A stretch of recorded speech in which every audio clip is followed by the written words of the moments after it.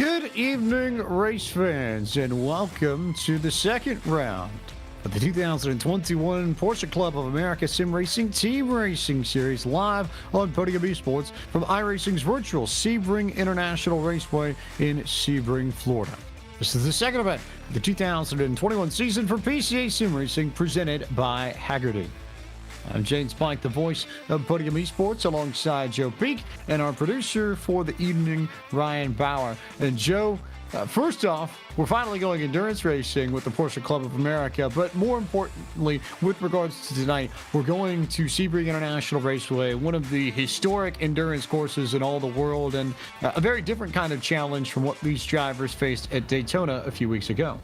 Very much so, and something that is steeped in Porsche history as well. This place has seen plenty of victories from that mark, and the track itself, definitely very flat, but also known for the bumps, and that is probably going to be the big defining factor of how everybody sets up their car and how they drive the track, is worrying about how it handles over that roughness today. There's a lot of bumpy pieces in places amongst the tarmac here at Sebring. Half the racetrack was formed by basically laying a racetrack out over and on top of an old airplane runway, and they have managed to make that work for the better part of 50 or 60 years, which is impressive, but again also underscores how tricky this place is to get around. Maybe exemplified no better than the run through Sunset Bend, where the corner itself is wide and sweeping and you carry a lot of speed through it, but you hit one bump in that area the wrong way and it will immediately throw your car completely out of whack and sideways, and you can potentially loop yourself around and send yourself into the tire barriers. There are lots of pieces that we'll talk about with regards to this track over the course of the evening, but more importantly, we should be talking about the fact that we are endurance racing. This is an all-new series for PCA Sim Racing, and it answers the call of many a member for PCA Sim Racing to put together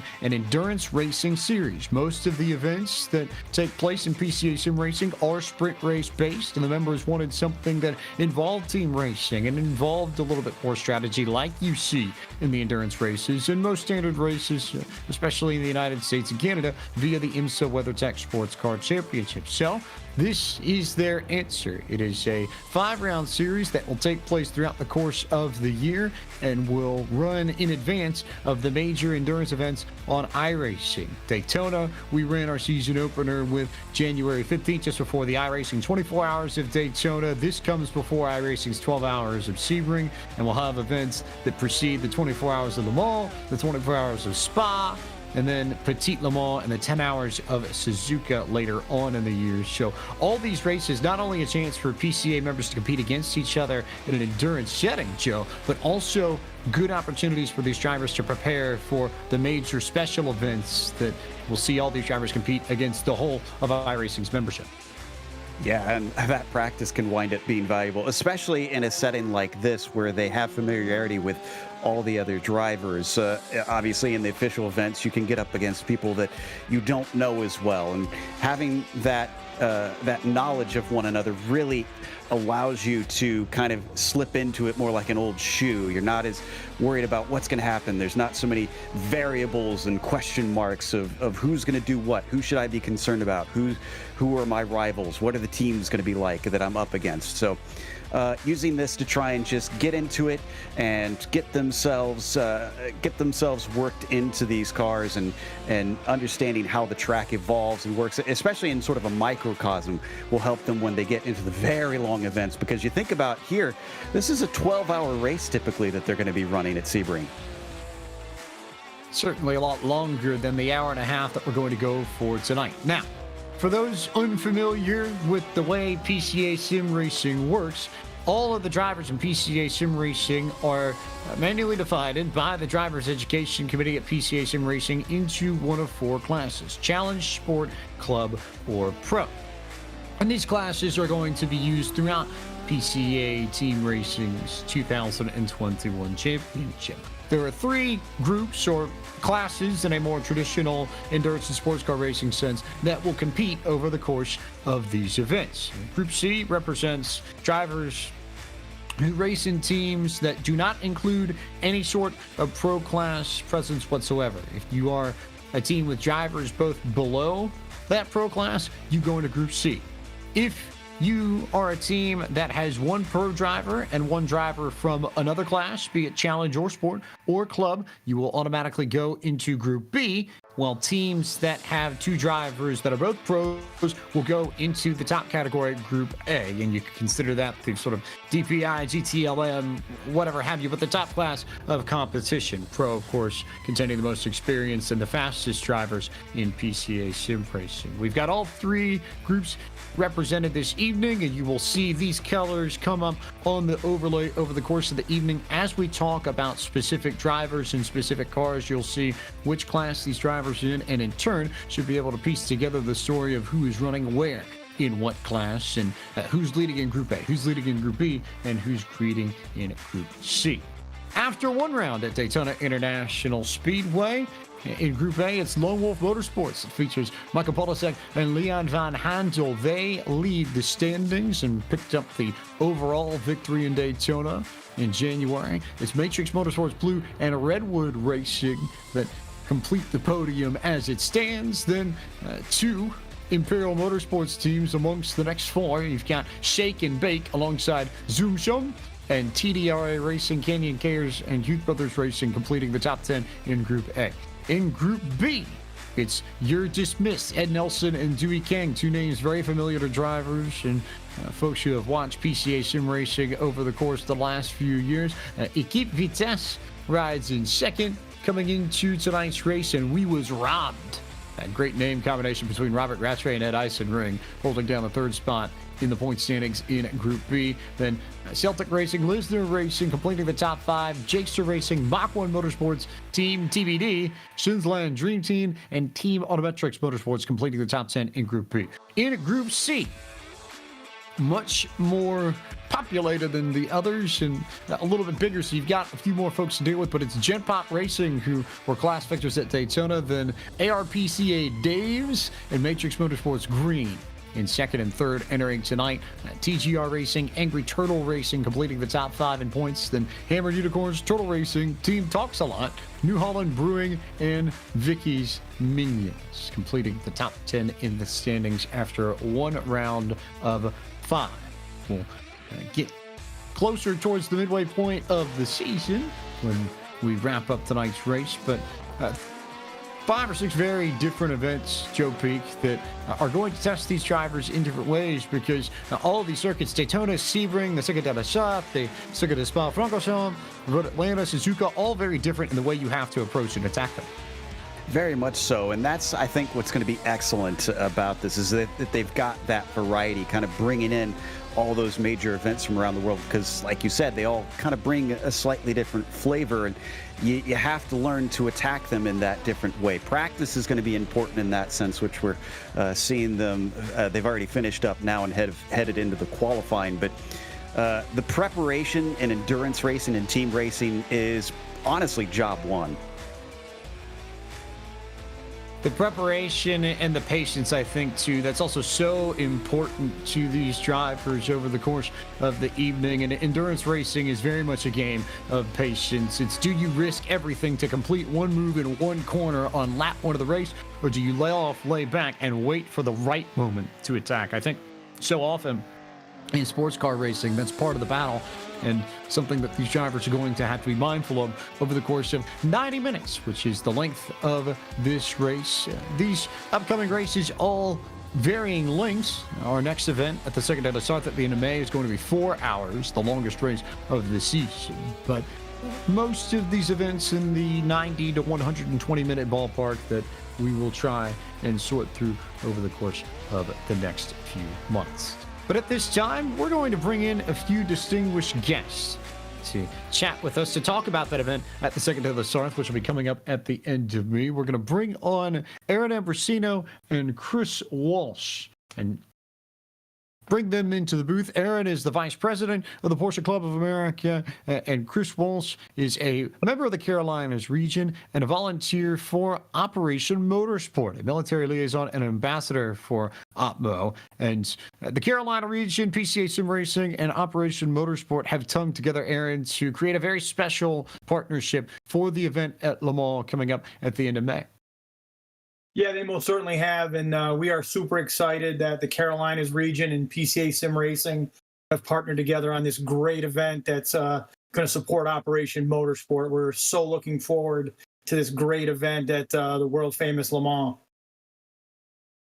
Chris, for those who aren't familiar with Operation Motorsport, what is the organization and what does it do? Yeah, so Operation Motorsport is it's a nonprofit that was started originally in Canada, but is also has a U.S. chapter that's based out of Raleigh. So that's naturally where the link into the PCA Carolinas region kind of came from. And what it does is, ill, injured, wounded service members that are transitioning out of the military or have left the military, either retired medically or separated. And have some sort of disability associated with their service, Operation Motorsport brings them into the world of motorsport, and a chance to help with their rehabilitation and transition into civilian life. Primarily because when you leave the military, you lose that sense of team and identity that you had. That was a very big part of your life, and I think you'll know if you've been around motorsports teams that is a very similar environment in terms of having a goal and everyone working towards the same thing. So that's what they do, and they match them up with teams that are, IMSA, SRO, some of the big series here in the United States, and get them involved with, all sorts of things from hospitality to working on the cars to doing pit stops and tire changes and fueling. So it's a pretty awesome organization all around. And Aaron, within this event that will come up at the end of May, the 30th of May, Memorial Day weekend, we're going to have both a sort of combination event where there will be a PCA Sim Racing team racing event, but there will be opportunities to support Operation Motorsport along the way. Yeah, absolutely. Again, this is the first time a region in PCA Sim Racing has gotten together for an event like this, and they're working on some really creative ways for members and non-members alike to be able to donate to such a worthy cause as Operation Motorsport. So we're really looking forward to our members and others coming out and supporting this great event. During the course of that broadcast, you're going to have some special guests come in to talk. There'll be surprises across the board and opportunities to support Operation Motorsport with your own financial contributions and donations if you so choose, but plenty of other ways to support OPMO over the course of that broadcast if you wish. When you look at this whole operation, Chris, what's the most exciting thing about not only being part of it, but being the first region, the Carolinas region, breaking some ground at PCA Sim Racing to add a nonprofit function to the whole organization? Yeah, I think what I find really exciting about it is, obviously, Carolinas region and North Carolina and South Carolina have a ton of military presence. I'm personally in the military and stationed out here in North Carolina, so those connections are pretty tight. And I think when you kind of see the impacts that this organization has on these service members and how that helps with their mental health and their rehabilitation when they're at these races, and how motivated and capable these individuals are, and finding them that next thing that they can push their capabilities and skill sets to, I think that's really rewarding. And so, having Carolinas region kind of back us up on this and be the first foray into this kind of venture is very exciting, and hits home personally for me. So, I'm excited about the race, and I plan on driving in it as well. So it should be really, really cool. You make a valid point that I most certainly can back you up on, Chris, that the presence in North Carolina is quite significant, given that I sit in the Carolinas region footprint as well. I can tell you all the stories about Fort Bragg, the nation's largest military installation, or at least for the Army, I think, on the East Coast. Camp Lejeune, with such a strong presence for the United States Marines out on the coast. There's plenty of military presence in the Carolinas region footprint, and to that end, it makes tons of sense that Operation Motorsport is going to be involved with such a noble-worthy cause as this. If you want to find out more information, head to PCASimRacing.com/OPMO, and you can learn more about the event coming up on May 30th. But for now, Aaron, Chris, thank you so much for your time. Thanks for the opportunity to learn a little bit more about the whole event, and we look forward to seeing you all towards the end of May.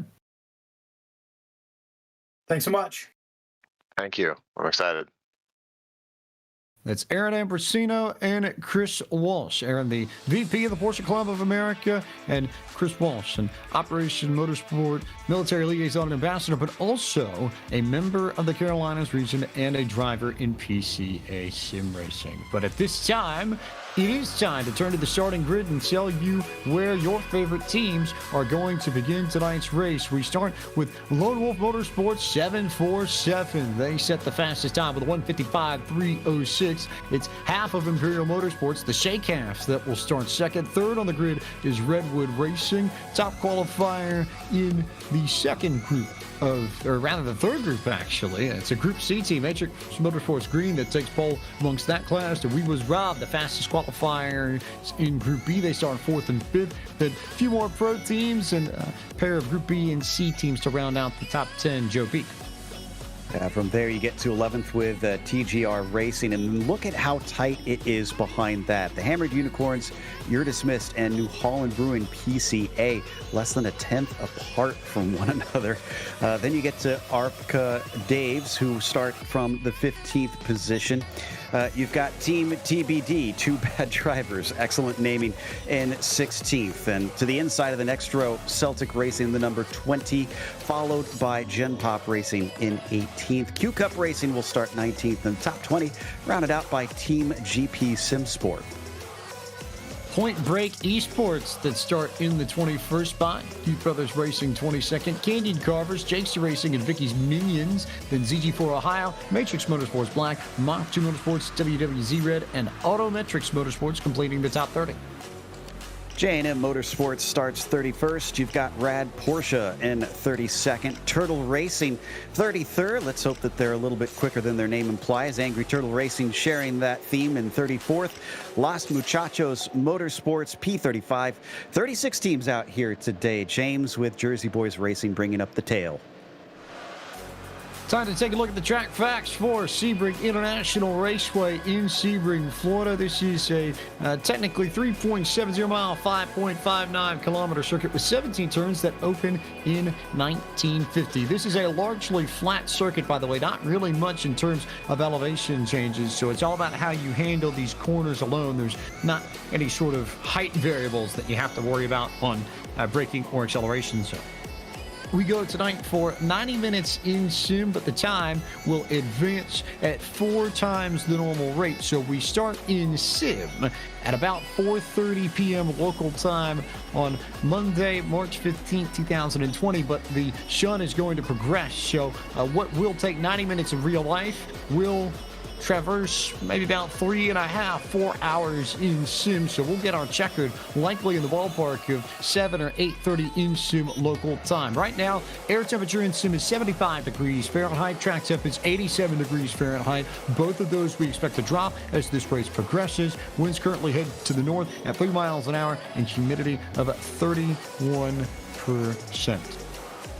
Joe Peak, you have plenty of experience covering road racing, plenty of experience covering racing at Sebring, as does the PCA. This is where the very first PCA Sim Racing event was held back in 2019. Looking at this field of these Porsche 911 RSRs, if there are maybe 2 or 3 keys to victory in this event tonight, what are they for you? It's going to be a word that our audience is probably going to get sick of hearing, but patience. Patience, patience, patience. 90 minutes is a long race, so you really have to pick and choose where you make your moves and weigh the risks. The other thing, honestly, is going to be about strategy, how you play the team. When you put your other driver in and who you put in is going to make a big difference. So we have what's called the anchor. That's the faster driver that you want to have towards the end, because if you put yourself with the slower driver towards the end, unless you have a huge lead, you are incredibly vulnerable. So you want to make sure you get the hot shoe in to wrap it up and make sure that he takes a clean finish. Cars coming down the Hanger, or rather the Ullman Straight, one of the fastest portions of a circuit in all of sports car racing. You can blitz down the end of this section, which is almost a proper 3/4 of a mile in length, if not more so, before you have to get on the brakes and slow down gradually to Sunset Bend. That's part of the trick, as you see the pace car bring the field through this section of the racetrack one last time before we go green flag racing. But it's about finding the edge through Sunset Bend and looping yourself back to the front straightaway. You're glad that you are with us here on PCA Sim Racing's channels and Putty Sports channels as we go green flag racing, and the second event of PCA Sim Racing Team Racing for 2021 is underway, and it's the traditional green and blue of Michael Polishek and Lone Wolf Motorsports that lead this field through turn one into the narrow section of the racetrack for the very first time, as you see some calamity behind the leaders, but for the most part, everybody down either getting to double file or single file to make it through the kink of corners and 3, 4, 5 before they hit Big Bend and make their way towards hairpin. Yeah, that was John Lee Miller in the 29, the Matrix Motorsports red. I'm trying to figure out who exactly he made contact with. That was up towards the front, to be honest. I believe that was Trey Drawhorn in the number 8 that made slight contact. You can see they're heading down into the hairpin at this point. This is another place where you really got to worry in the early laps because you can see how clumped together everybody is. And just how tricky it is for these drivers to navigate these very, very narrow portions of the racetrack, especially in the opening point of a lap. It's not until you get to turn 13, Tower, as it's known, which is about where the leaders are now, that this track begins to open up again as you return towards the airplane runway section of the racetrack. That's really where you start getting some room to breathe and some room to get away with mistakes as you make them. But for the most part, for about 2/3 of a lap here, Joe, you have to mind your boundaries and make sure you don't send yourself off in the grass, because that's instantly anywhere from half a second to a full second that you give up. Absolutely, and this is one of those corners that you also have to watch out for. Coming off Le Mans onto the Ullman Straight, we talked about it, how long it is. You give up so much time, and you offer a great opportunity for your rivals to attack you and make a pass if you are slow there. So far, the front of the field looks pretty single file, to be honest. I think everybody's kind of taken to heart the fact that this is an enduro, and they're trying to just settle in. The Lone Wolf folks leading the first lap, then Imperial Shake and Redwood Racing, and a pretty long line once you get past the second half of Imperial Motorsports, the bake portion, before you get a little bit further back, and then you start seeing some of the better battles with some of these groups, some of these different classes that are competing over the course of this evening. We'll keep our eyes peeled for any major battles amongst the maybe top 10, top 15 as it stands, but not really much yet. I almost think you were right on the head, or right on the nose with it, Joe Peak, that maybe these teams want to settle in for a few laps before they actually begin to make some sort of challenge to try and take away a position from a car ahead of them. Yeah, things can go so horribly wrong when you've got this many here together, and that's a poke to the inside from the 982 as he's going to try and get himself one more up down through the hairpin. Then things get a lot more technical. This is one of the slowest and trickiest portions coming into Cunningham and then through Collier. Also one of those parts that you mentioned earlier, where look at how close the barriers are through here. If you make contact or if you slip up through there, it's very easy to wind up with a lot of damage just from slamming into the outside walls. I think that stretch right around the Cunningham Collier run, turn 10 in particular, the way it narrows up the trees at Collier just ends up being such a nightmare if you get it wrong. Meanwhile, we ride on board with Christian Robin, Jakester Racing, a little bit further back in the field in P22. He working his way right around Le Mans and towards the Ullman Straight, where you can just blitz it and hit the gas pedal and sit on it forever. And sometimes either to your benefit or detriment, Joe, begin to mentally set yourself up for how you get through Sunset Bend, because carrying maximum amount of speed possible through there is so important to maintaining a good lap time. Yeah, it's especially important to remember that even if you don't get a chance at a pass into Sunset, you can also try again here into the first corners. We watch Rattray try and do that, but unfortunately not close enough to leave Peterson to affect the pass. This is for 4th position that we're watching this fight. Turn 3, honestly, I've seen a lot of sneak attack battles into there, or battles just carry on into it. But again, he's got to get much closer if he wants to be able to try and affect an overtake. Keeping our eyes peeled across this field to look for the best battles for you. But everybody, although there are a lot of drivers that are close to one another, not really too many battle between these drivers. Maybe, just maybe, thought there might be a look a little bit further back. You see TDRA Racing and Trey Drawhorn out of the Chicago region of the PCA riding along in P8. And this is really our first really good and proper battle pack, because you've got TDRA, you've got New Holland Brewing PCA, and Equipe Vitesse, all within maybe about 5 or 6 car lengths of one another. And your first proper battle pack, I think, amongst the top 10.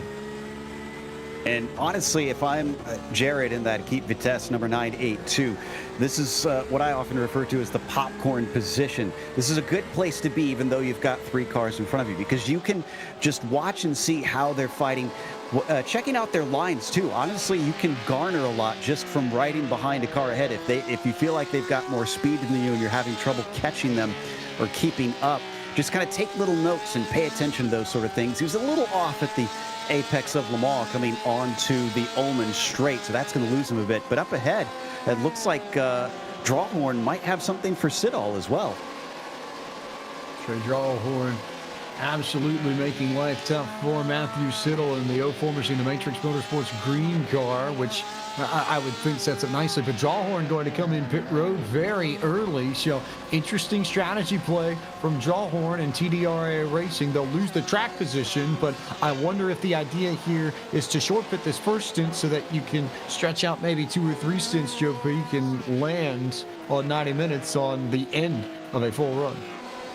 Yeah, I suspect that might be something to do with it as we look at our overall leader there briefly and then check in on Pies, who's continuing to chase. The thing is that's the riskier strategy often in these GTE level cars, is if you take the early stop, you're on heavier fuel longer. And honestly, we've got so many cars out here today that they're going to wind up in a lot of traffic. That's going to slow you down a lot more. So they're banking on having a lot more clear track, which is a big gamble if we're honest. It's a big gamble, but one that may well just play off. They're going to drop to the very back of the field, but there is a lot of space out back. Only, looks like Jersey Boys Racing and ZG4 Ohio that are going to be behind TDRA as that car finally does come out of pit road. You ride on board with Dewey Kang, who overall sits in P11, but more importantly, got the victory in Group B at Daytona to start off the season, so they're looking to go 2 for 2 in clash, and Dewey Kang is going to try and make things happen over the course of these 90 minutes with his teammate out of the Pacific Northwest region, Ed Nelson, to get the second victory for that group in a row. Just a quick update. Had a couple drivers that have had issues already. I see Team GP Sim Sports number 83, Chris Siborowski, had a little bit of an off. And then also I saw Mark Miller's New Holland Brewing PCA number 4 off in the hairpin, but they're both able to keep going, so not too dramatic. As we got a battle here heading down into Sunset Bend there. Didn't quite catch who that was, though. Looks like it starts around TGR Racing, and it's a 4-pack of cars that are in the mix. It's TGR Racing, the Hammered Unicorns, You're Dismissed that we just talked about, and Q Cup Racing. Looking off the back of TGR Racing, Robert Rose there, but he's going to give the spot to the Hammered Unicorns and nearly caused an issue for the Q Cup Racing machine, who I don't think expected the TGR car to check up at that outside line. The Q Cup machine, currently driven by Josh Vieira, was more than ready to try and go door to door through the middle of turn 1, but then saw that TGR was backing out of it and had to fall in line behind the 443 and then immediately jump in behind You're Dismissed and the Hammered Unicorns to take the track position as TGR Racing slides back to 12th overall. That's a lot of positions lost for the 443. I'm not sure if they've got an issue or if the driver just isn't, he's just maybe lacking some confidence here at the start. We're looking at Siborowski. Ooh, a little bit of a bump there. The 83 getting a little bit of a hurry early in the race. He's, of course, got the number 16 in front of him with Reinsberg running the Canyon Carbers 16. They're going to stay in position in the braking down into Cunningham. This should be a fun group to watch as well. I imagine that Q Cup may well be settled, at least for the moment, although they certainly are giving a decent amount of trouble to You're Dismissed, and maybe the Hammer Unicorns too. But this group as well, if you look around, the New Holland, the Point Blank, the Gen Pop machines, and then the Jake Stewart, Heath Brothers, Candy Carvers group, we're starting to see those trios and quartets develop in this race that are largely indicative of a team's pace. You see 3 or 4 cars bunched together, and more often than not, the drivers within those machines are going to be the ones that fall into the same sort of pace bracket. So they'll be competing against each other for the vast majority of their stints. However, it's 2 drivers to a team in PCA Sim Racing, Team Racing, not just the one. So you will have the driver switch midway through this race, and then that's going to change how these cars navigate this racetrack and who ends up running where pretty significantly, because everything changes with a different human behind the wheel. Sounds like we've already had a penalty here. The Jersey Boy Racings have taken a long stop in pit lane, and after some discussions over the radio, I think they unfortunately took an extra penalty because they did have a tiny bit of service during that pit stop, so that just added to their woes, and they're a long ways back, second to last on the field currently. We're riding on board, though, with the 810 right now in P16. It's Gen Pop Racing. Jeff Smith is part of that group, and Gen Pop Racing with plenty of speed. Also the winners in Group C in Daytona in January. So they also looking to go 2 for 2 in class and solidify their lead at the top of the class point standings. And in a good battle too with some of the folks a little bit further back here. You should keep your eyes on some of the best battles at Sebring International Raceway. I'm not sure if that naming was intentional. I keep hearing Group C, and I want a Porsche 962 out here racing at Sebring instead. I don't necessarily blame you, because it does trip my mind up a bit with groups and classes and all, because effectively they do function as classes, but they're named groups, so it can get a little bit tricky. As you get another good shot of Michael Polasek whipping his 911 RSR through Sunset Bend, which you get a pretty good shot of the sunset at about 7 or 8 p.m. local time, and I have a feeling towards the end of the race we're going to see it, and it could be even longer, or it could be even further away than that, because looking at the clock, remember how we started in Sim at 4:30? We are already about 15 minutes through proceedings, and it's already 5:30 in Sim, so we're clicking off about an hour here, which means we could end up being in full darkness by the time this race ends. Absolutely, especially with it being this early in the year in sim time. This is honestly what Polasek and Van Hondel really want happening. He's got a nice gap of about 2.5 seconds back to Pies, and basically just giving himself room to take it easy, especially now that they're approaching traffic. We're a little bit behind them at the moment, as this is the battle between Rattray and Peterson once again for 4th overall.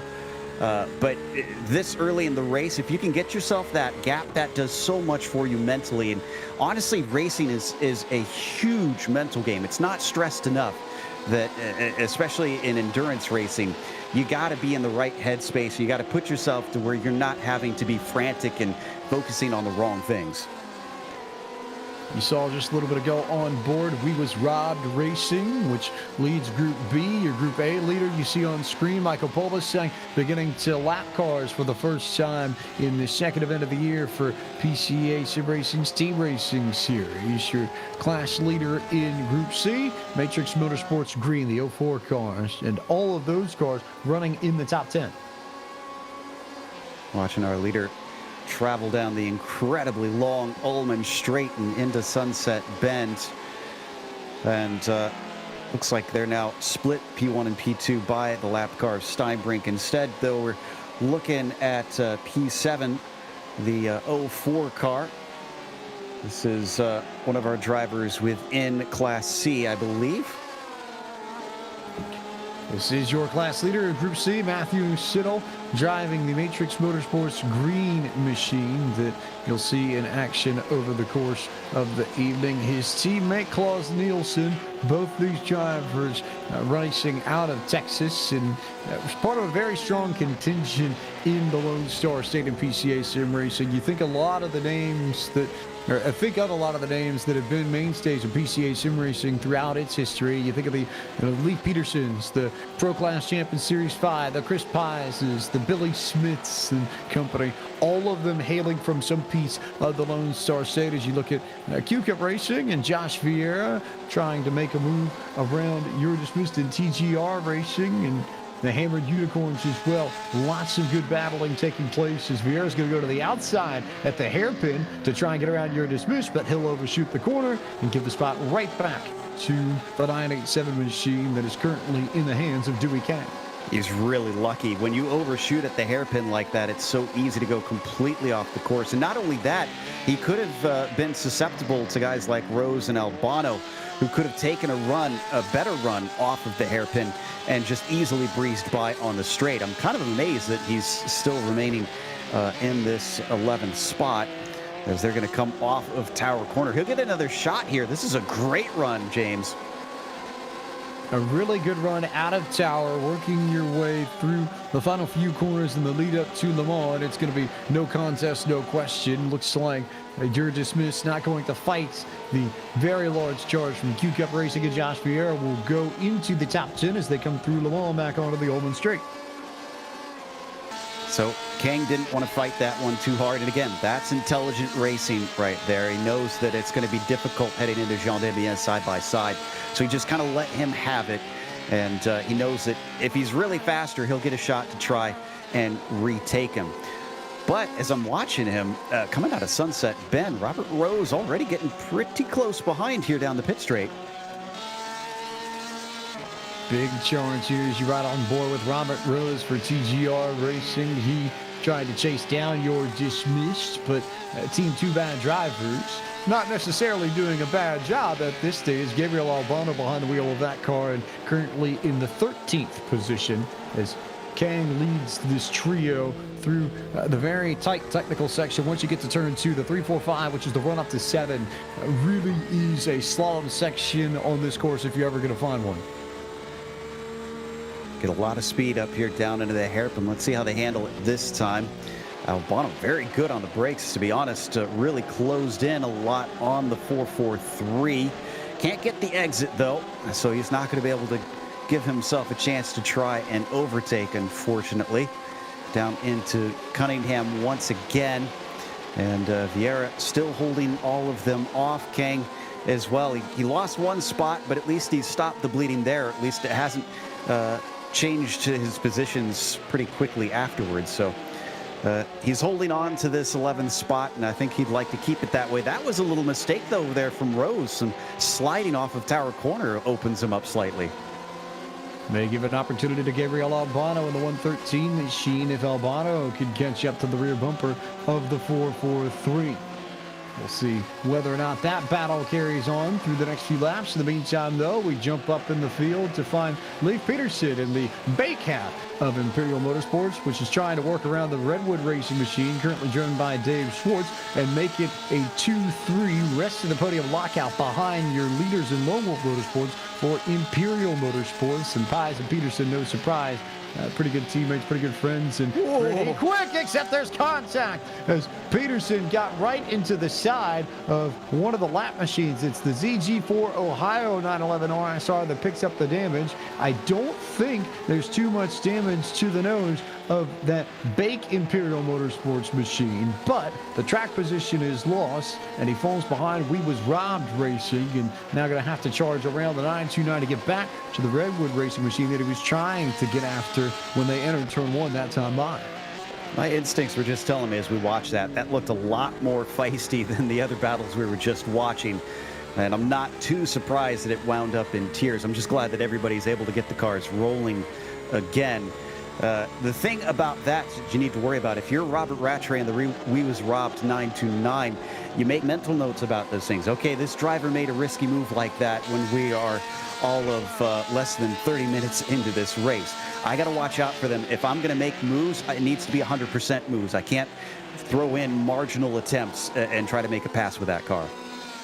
I think that's so important, and it goes back to what we said at the top of the broadcast with regards to patience, that if you're going to make a move like that, you need to know it is going to work this early in a race. If you're going to commit you need to be sure. Now that may change as we get closer towards the checkered flag. If it's maybe, 2 or 3 minutes to go and you're trying to get that last spot, then maybe it's a different kind of situation and maybe you're sort of going for it a little bit more. But at this stage, there's not really much point in trying to go for a 50 or a 75% move, because the risk you run with the damage that you may pick up to your car, to somebody else's car, might not make that move worth it, especially if you have to carry that damage throughout the remaining hour and 10 minutes of this event. And getting notes from the peanut gallery, poor Teddy Framheim, unfortunately not able to compete today, and disappointed. I'm a little bit disappointed not to see him out there as well. I've gotten to call races with him in another Porsche series that I've covered before, and he has dominated over there. So I anticipate he would have probably been pretty strong here today. We're back with Rattray once again, coming through Big Bend with Peterson still trying to chase, but you can see they've started to separate someone. We're also getting a lot of cloud cover here. Double checking, but the temperatures have actually still risen ever so slightly, so not helping them too much, it seems. We'll see whether or not the cloud cover changes how these drivers get around this track. It should, in theory, cool down the asphalt and add the slightest bit more grip to the racing surface. Might drop lap times a little bit as well. So take a look at Matrix Motorsports green on your screens. That's Matthew Siddle, who currently leads Group C in this event at Sebring. And we'll keep our eyes peeled on what could be a very wild move. That's Martin Miller right around 13th, 14th, 15th. It was scary for a moment, but somehow, Joe P, they managed to keep off of each other and carry on. Wow, down into Cunningham. I think that was 3 wide into there. Doesn't usually work. Glad to see everybody manage to escape that one. Again, that seems like quite a risky move for this early in the race. But then at some point, you do at some point have to try and make some attempts. Looks like a little bit of a mistake in Jean Ebienne from Albano. And look how close Miller's able to get. But once again, corner exit is critical in these things. And he didn't have the traction that he needed. He dropped the ball there because he could have had an easy pass in the slipstream on that 113. Could have had it easy, decided not to make it stick at that point. So now Rose is going to have a chance to fight Albano pretty much one-on-one, because we're starting to see a gap develop between Rose and then the Imperial Motorsports bake machine that currently is in the hands of Lee Peterson. There's about maybe a full second or so between those two, and the lap machine, or actually no, take it back, TGR Racing also in the mix there too, just ahead of this group, but sliding back a little bit since this race has begun.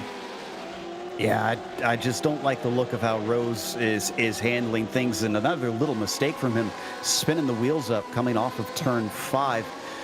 He's going to share the car, of course, with Organ Gralp, and hopefully Organ will maybe like the car a little better behind him. Another battle yet again, this time down to the inside. Mark is going to get the job done.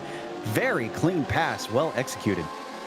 Took about 2 or 3 times to get it right, but Mark Miller does get around Gabriel Albano, and that moves the New Holland Brewing PCA machine, the number 4 car, up to 13th overall, slides Team 2 Bad Drivers back to 14th overall. As you can look at some of the great scenes of Sebring from our cameras, which have been provided to us this evening by Ducky Beard, riding on board with Gabriel Albano in the P14 overall machine, the car number 113. If you want to get tongue twisted, say that about 5 times fast. But Albano running about 5th or 6th in class.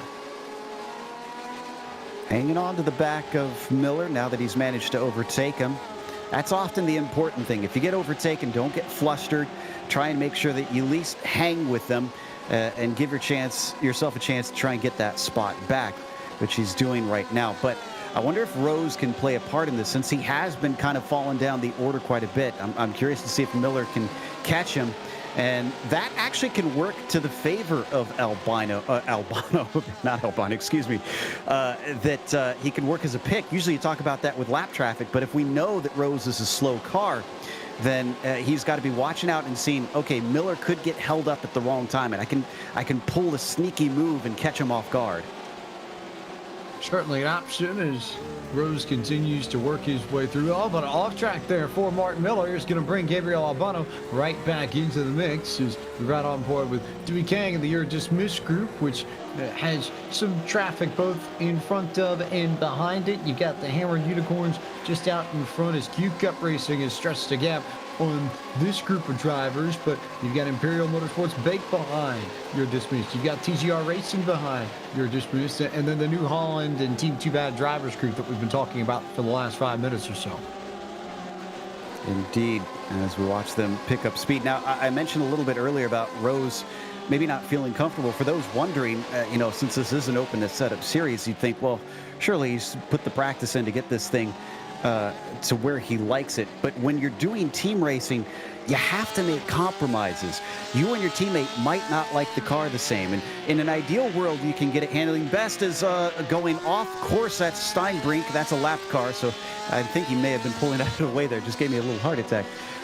To my point, it's very important that you and your teammate try and make compromises that work best for you over the course of the race. Not everybody is going to have that advantage or that nicety in the car. And this could be a case that Robert maybe just, it's set up better for his teammate to be quicker in the end. Right now, he's just trying to hold on to it and hand it off as a clean car. And keep the thing in one piece for the first 45 minutes, which is half the battle in and of itself. You see a few more of the great scenic shots. We're beginning to see that proper sunset over Sunset Bend, which this track is so famous for. You look off the wall there and look at turn 17 and the fading sunlight that stretches out towards turn 1 at Sebring. It's still Lone Wolf Motorsports in control. We ride on board now with the bait cap of Imperial Motorsports. It's Lee Peterson looking ahead at You're Dismissed, which currently is in Dewey Kang's hands. Had a little bit up in front of them. That was Rubel and the Hammered Unicorns. It went a little deep into turn 3. This time it's a mistake from Kang, who finds himself now susceptible. Peterson's got a very good run there. You can see how close up behind he's getting to that 987. Question is, does he attempt to pass into the hairpin? No, the answer is unfortunately no for the time being. He's just going to ride.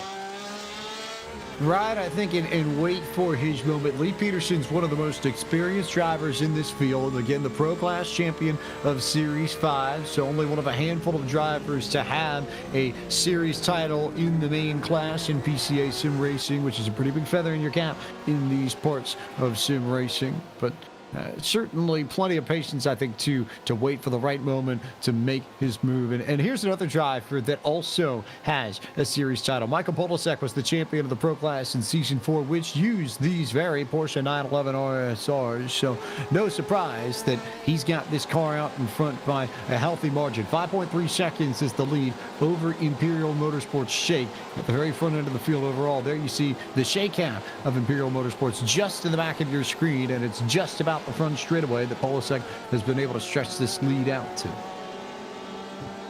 Indeed, Polasek is currently making it look easy compared to everybody else, but I'd argue that the top 3 in general just have got themselves in a very comfortable position. Taking a look at Siddall in the meantime, back in 6 in the 04.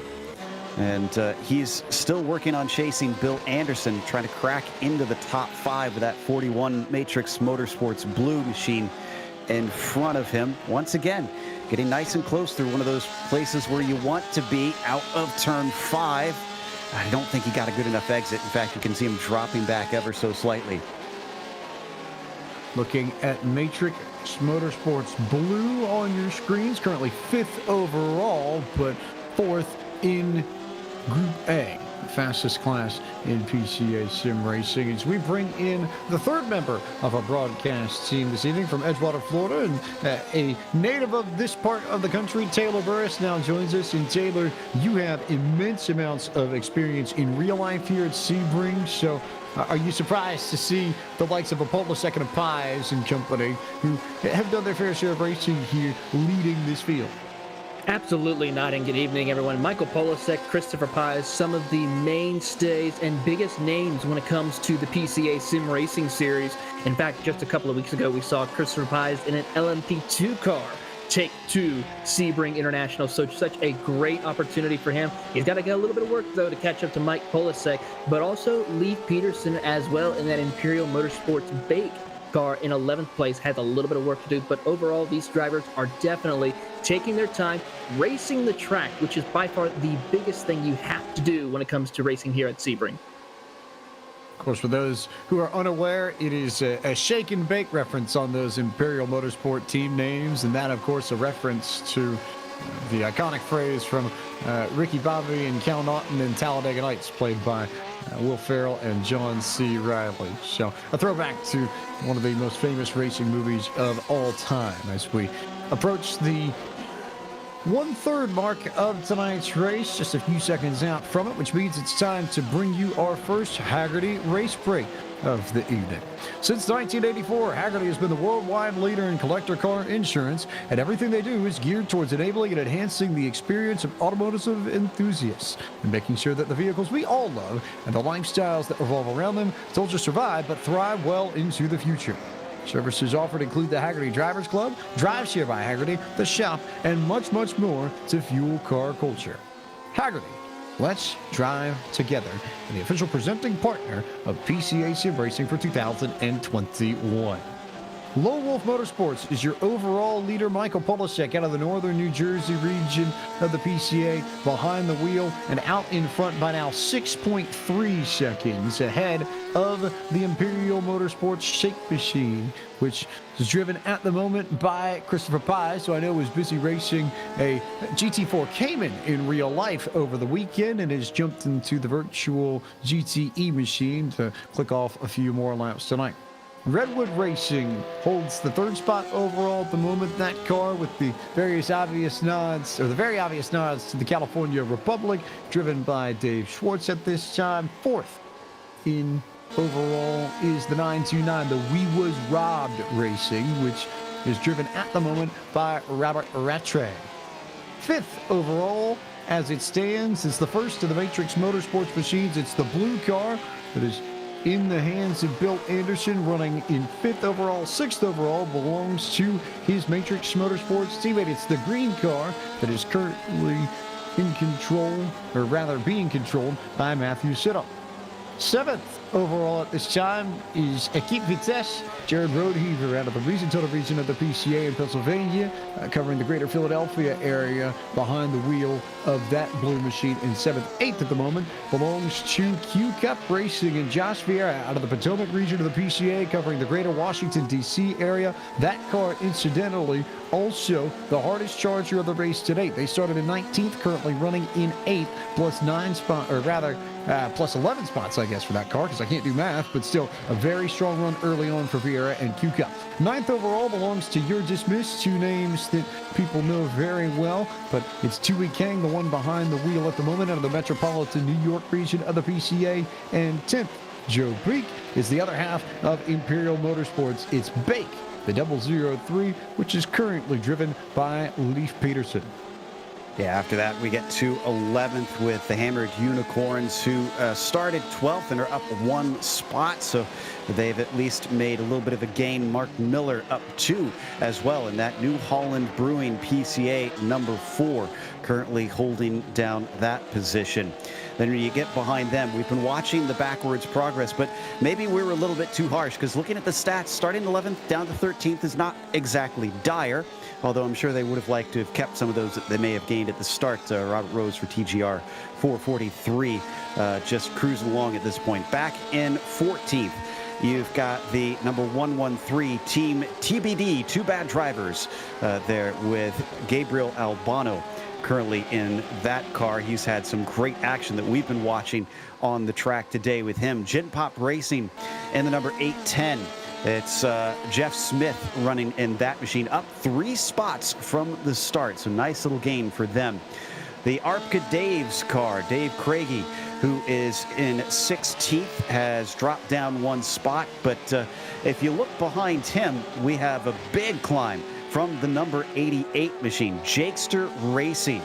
And that car that started from 24th with Christian Rava in it is up to 17th. A nice job there. And it looks like he's got a battle on his hands as they're side by side with the next one down in 17th. The Team GP Sim Sport number 83 running in 18th. Not going to get it on that corner, but certainly looks like it could be soon. You get down to, that was 17th for them. You get down to 18th, and as Mark Huth, who is running for Huth Brothers Racing appropriately in the number 34, another one that has gone up a couple of spots. Then you get to the Canyon Carvers, Rick Reinsberg running in 20th here, Taylor. In the 21st position is going to be Point Break Esports. Gregory Sampson currently holds on to that 21st position. Currently right now as he works his way up the field, started 22nd. In the 23rd position, or 22nd position, is the Matrix Motorsports Blue. Cameron Martineau right now, one of the other Matrix Motorsports drivers, working his way up to the field. Not too far behind, though, about 4.1 seconds back. The Autometrics Motorsports, number 14 of Corey Friedman. He's been actually a little bit on a tear, started in 30th, has gained 7 spots in 23rd. 24th in car number 8, TDR Racing with Trey Drawhorn, a fan favorite in the PCA Sim Racing Series. He's having a little bit of a tough time. Started in 6th position, has dropped all the way back to 24th. He has a lot of work to do still to go. In 25th position, the Matrix Motorsports Red of John Lee Miller. Definitely wanting to probably scratch off this race with some severe damage to the hood and bonnet of that number 29 Porsche as he continues to press forward here. In 26th, it's going to be the March 2 Motorsports of Mark Harris right now. Started in 28th, has climbed up inside the top 25, so a nice recovery for him right now. In the 27th position, WWZ Red, Robert Cottle, currently just trying to work his way up through the field right now, having a quiet night. Started 29th, gained 2 spots since the drop of the green flag. 28th position, started in 33rd, Turtle Racing, Robert Walton, trying to actually be in a heck of a battle between him as well as the 21 car of the Matrix Motorsports Black right behind him. That's Michael Patterson, as those two will go and commence battle here at Sebring. Rounding out your top 30 is the Vicky's Minion Porsche, as he is currently driven by Jeffrey Lent in car number 27. Having a tough break, started 25th, has dropped back to 30th. James? 31st at this time belongs to the 777 machine. Angry Turtle Racing, driven by Mario Gonzalez. They ride in 31st, last car on the lead lap in this field as it stands. 32nd in this field belongs to the Jersey Boys. No Frankie Valley on this team, but Paul Sulk is behind the wheel, riding in 32nd overall. 33rd is the ZG4 Ohio machine. Jake Steinbrink in control of that car at the moment, and they got thinged around. They're the ones that got involved with one of the Imperial Motorsports machines in Turn 1 not too long ago. 34th in this field belongs to Rad Porsche. Garrett Taylor driving that purple machine and have a little bit of an off-road excursion at the current moment. They re-ride 34th at this time overall.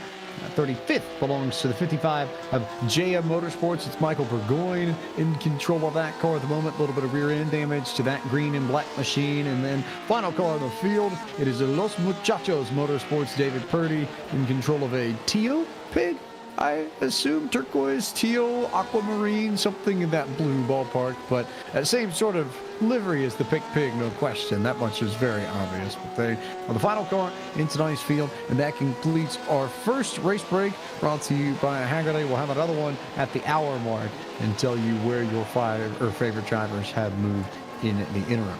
The sun is most definitely setting here at Sebring. You can see the golden glow on your screens, very reminiscent of what we'd see at this track in real life, as it is still Lone Wolf Motorsports and Michael Polisek in control. They lead Imperial Motorsports Shake and Chris Pies by now 8.3 seconds. That gap has steadily climbed bit by bit, lap by lap, as this event has progressed. We ride on board in 17th with Team GP Sim Sports' Chris Siborowski, who is trying to work his way around Jakester Racing's Christian Rava for P16, Joe P.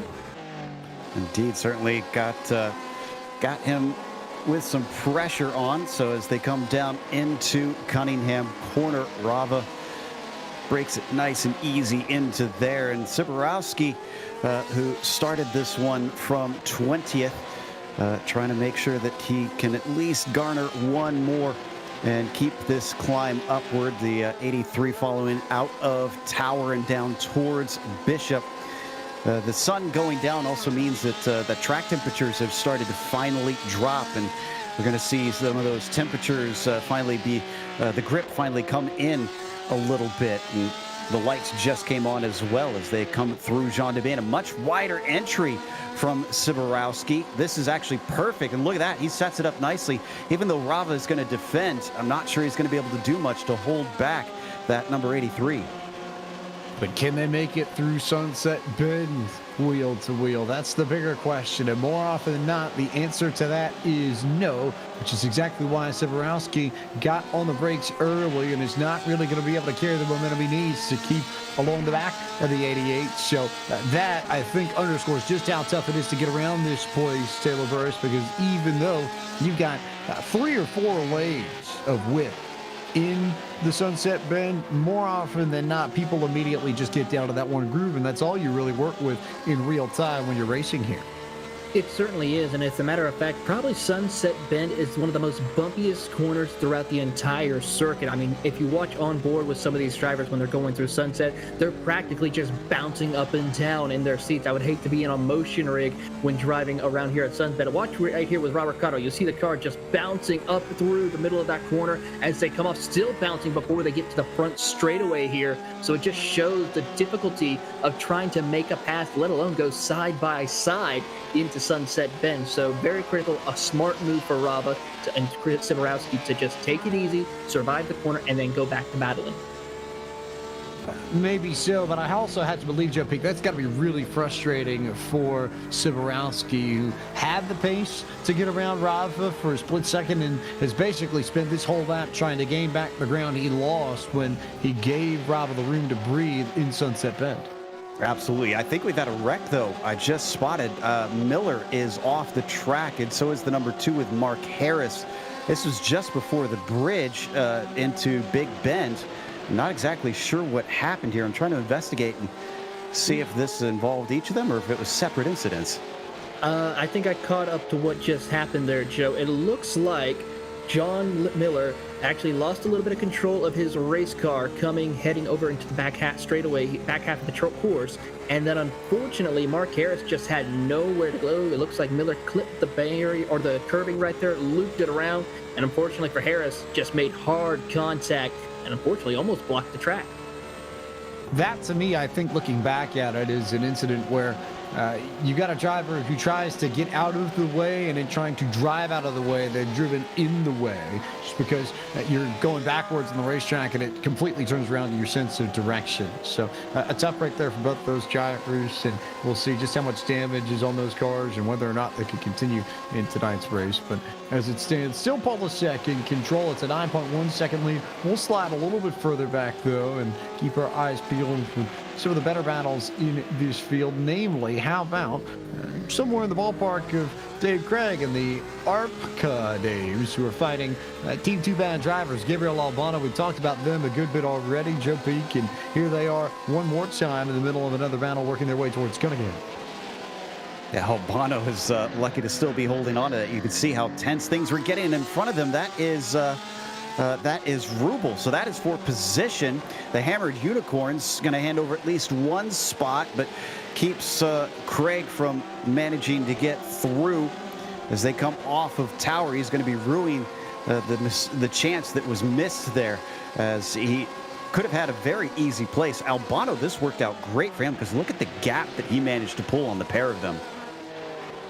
Albano got a little bit of room to breathe there as Rubel and Craig are fighting it out still. But problem for Albano is that he didn't get all that much of a gap at the end of the day, and Rubel's going to be able to take the toe off of the 113 and gain maybe a car length or two on entry into Sunset Bend.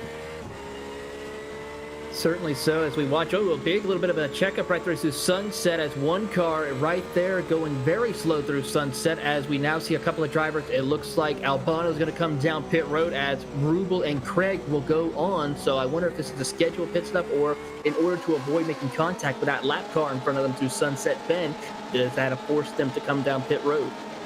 Pit window is most definitely open. We are just ahead of the halfway point of this race. About 46 minutes on the clock, and we're going to have, or rather 45 minutes and change here left on the clock, and 45 minutes left to go as we advance towards the proper halfway point, which means we're going to see most of the field come down, I think, over the next few laps, Chippy.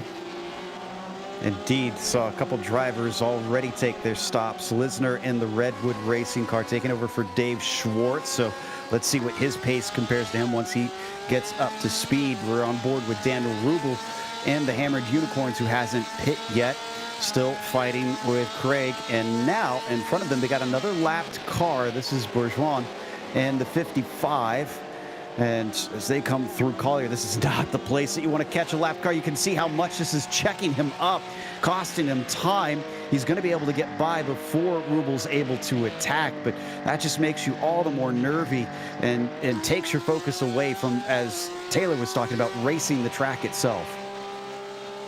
Racing the track versus racing the competition in front of you, which is always an issue that you have to be mindful of when you go road racing. As you look at your overall leader in Group C, Michael Polisek in control of the Lone Wolf Motorsports 747 car, and out in front with the familiar blue and green that we've seen Polisek dominate PCA Sim Racing events with.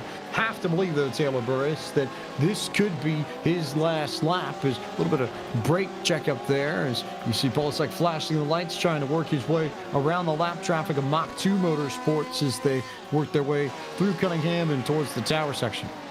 Certainly so. He'll easily go to the inside of that lap car as they'll make the pass as they come out through towards the tower section of the course. As Polisek should be coming down pit road here in the next lap or two, as drivers towards the back half of the field, drivers such as Daniel Rubel and a couple other drivers have made their way down pit road. So expect our top 10 to start making their pit stops here within the next lap, or from here to the next lap or two here. So we'll have to keep an eye and see what will happen, and strategy that could come into play here throughout the end of this race. When does the 747 come down pit road, and how does the rest of the field respond? I think that within the next 5 minutes or so is the question to ask above all else, Joe Pete, because it can set the tone for the entire second half of this race. If they know what they're doing in terms of strategy as well as they have pace, like I was saying earlier in the broadcast, I expect them to probably try to go long. So I would say don't expect to see the 747 in until maybe about 50 minutes, or excuse me, about 40 minutes left in the race, 35 maybe even, as they can go about an hour in these GTE class cars. Just about enough time. It's not necessarily a matter of fuel or tires. It's a matter of when is the right time, which I think if you're Polisek, you're wishing that you didn't necessarily have to get out of this car fast as he's been, strong as that car has been, and given that even in the lap traffic, he still was 3/10 quicker than Chris Pies that last time by. I think if he had his way, Taylor Burris, he'd sit in that 747 the whole night and not give up control of it and just try and run off the victory that way. He certainly would. I mean, Polisek is one of those drivers here in the PCA who just loves to race. I mean, he always is ready to go, competing in his car any chance that he gets, especially when it comes to the Porsche. So I'm pretty sure if Polisek could, he would definitely stay in this car for the entire duration of this race. I think you're right. Also of note, the Q-Cup racing machine has come in. Josh Vieira has climbed out. Ian Simon has climbed in. That's a car that we'll want to keep our eye on in the second half of this race after Vieira stormed through the field. They were as high as 9th before they came down pit road. Now back to 15th, still finishing off the final few touches of their stop, but they come off of pit road now and settle back in 17th. However, just about everybody ahead of them will still have to come in. Only the Matrix Motorsports Blue and Redwood Racing Machine are ahead of that Q Cup car that already have pitted. Lone Wolf Motorsports working their way around Sunset Bend this time, and we'll see if this lap, number 25, is the one that brings the 747 down pit road. Not yet, though. So Polisek's going to go for one more lap to try and stretch out this lead just a little bit more over that shake machine from Imperial Motorsports before he comes down pit road. Now, importantly, Simone, who got in the Q Cup racing car, came out third of the drivers who have pitted. And that is important because of the reference that it gives you. Okay, where did I gain? Where did I lose? Where were they up ahead of me before this pit stop? Right now, up to Lisner in the number 28, who's out in 16th. It's about 4.7 seconds. Now, I don't have the stats with me, but he and his team will probably be aware of what that meant in terms of their gains and losses, and kind of know what to expect as other cars start to take service. I see it looks like the Imperial Motorsports shake machine taking its stop now. Chris Pye's out. Matthew Kikis to the Carolina region of the PCA, just outside of Raleigh, state capital, now in the 77 car, and he will complete this second PCA Team Racing event of the season for that machine. And we'll see what kind of run Kikis can put together as he now makes his charge out of pit road with a solid pit stop, a 31.7 for that machine to get in and out of the box. A little bit slower on pit road than some of the other cars around him. It was a 56.8 lane delta, but still good enough to put them in 11th overall after the stop. And more importantly, first car off of pit road amongst those that have already come in for service, Taylor. Certainly so. Another driver inside the top 10 who's come down pit road is the TGR Racing Porsche. Robert Rose was in the car originally. Organ Gorlap has now gotten behind the wheel of that number 443 Porsche, as we still keep an eye on our race leader, Michael Polisek, in that Lone Wolf Motorsports. Currently going to the inside of some lap traffic as they come out of Sunset Bend. And you got to say, with watching this track, you know, we've seen at Daytona how difficult it is sometimes racing in the night air at Daytona. But here, not as much lighting here. As you can actually see, some parts of the track are only lit by the headlights on these Porsche. You think Daytona is a challenge? At least Daytona's got lighting around the NASCAR portions of the racetrack. Here at Sebring, like you said, in some places it is all about the headlights and the headlights alone. And at this point, especially in an endurance race, whether or not it's 90 minutes or 12 hours, Joe Peak, a lot of success here at this racetrack, I think, comes down to muscle memory at night. The hope is that you've run enough laps here that you know this racetrack, you know your braking points. Maybe you adjust a little bit for tire temp and air temp and time of day, but for the most part, if you're going to go faster, you're going to know this place. You're not going to worry about how those points change as the time of day or night changes. Talked about how important preparation is, and Gorlap, who we saw slow on the track, he was off, and just behind him we see a little bit more dust. That's Gorlap and Tamer Elbaga, who also went off there at Cunningham. So a number of issues for Organ, who just got in the car for Robert Rose. And it might seem silly, but it's honestly very easy to do. Remember, the car has already been warmed up. It might be handling not totally how you expect, and you're having to get in cold effectively.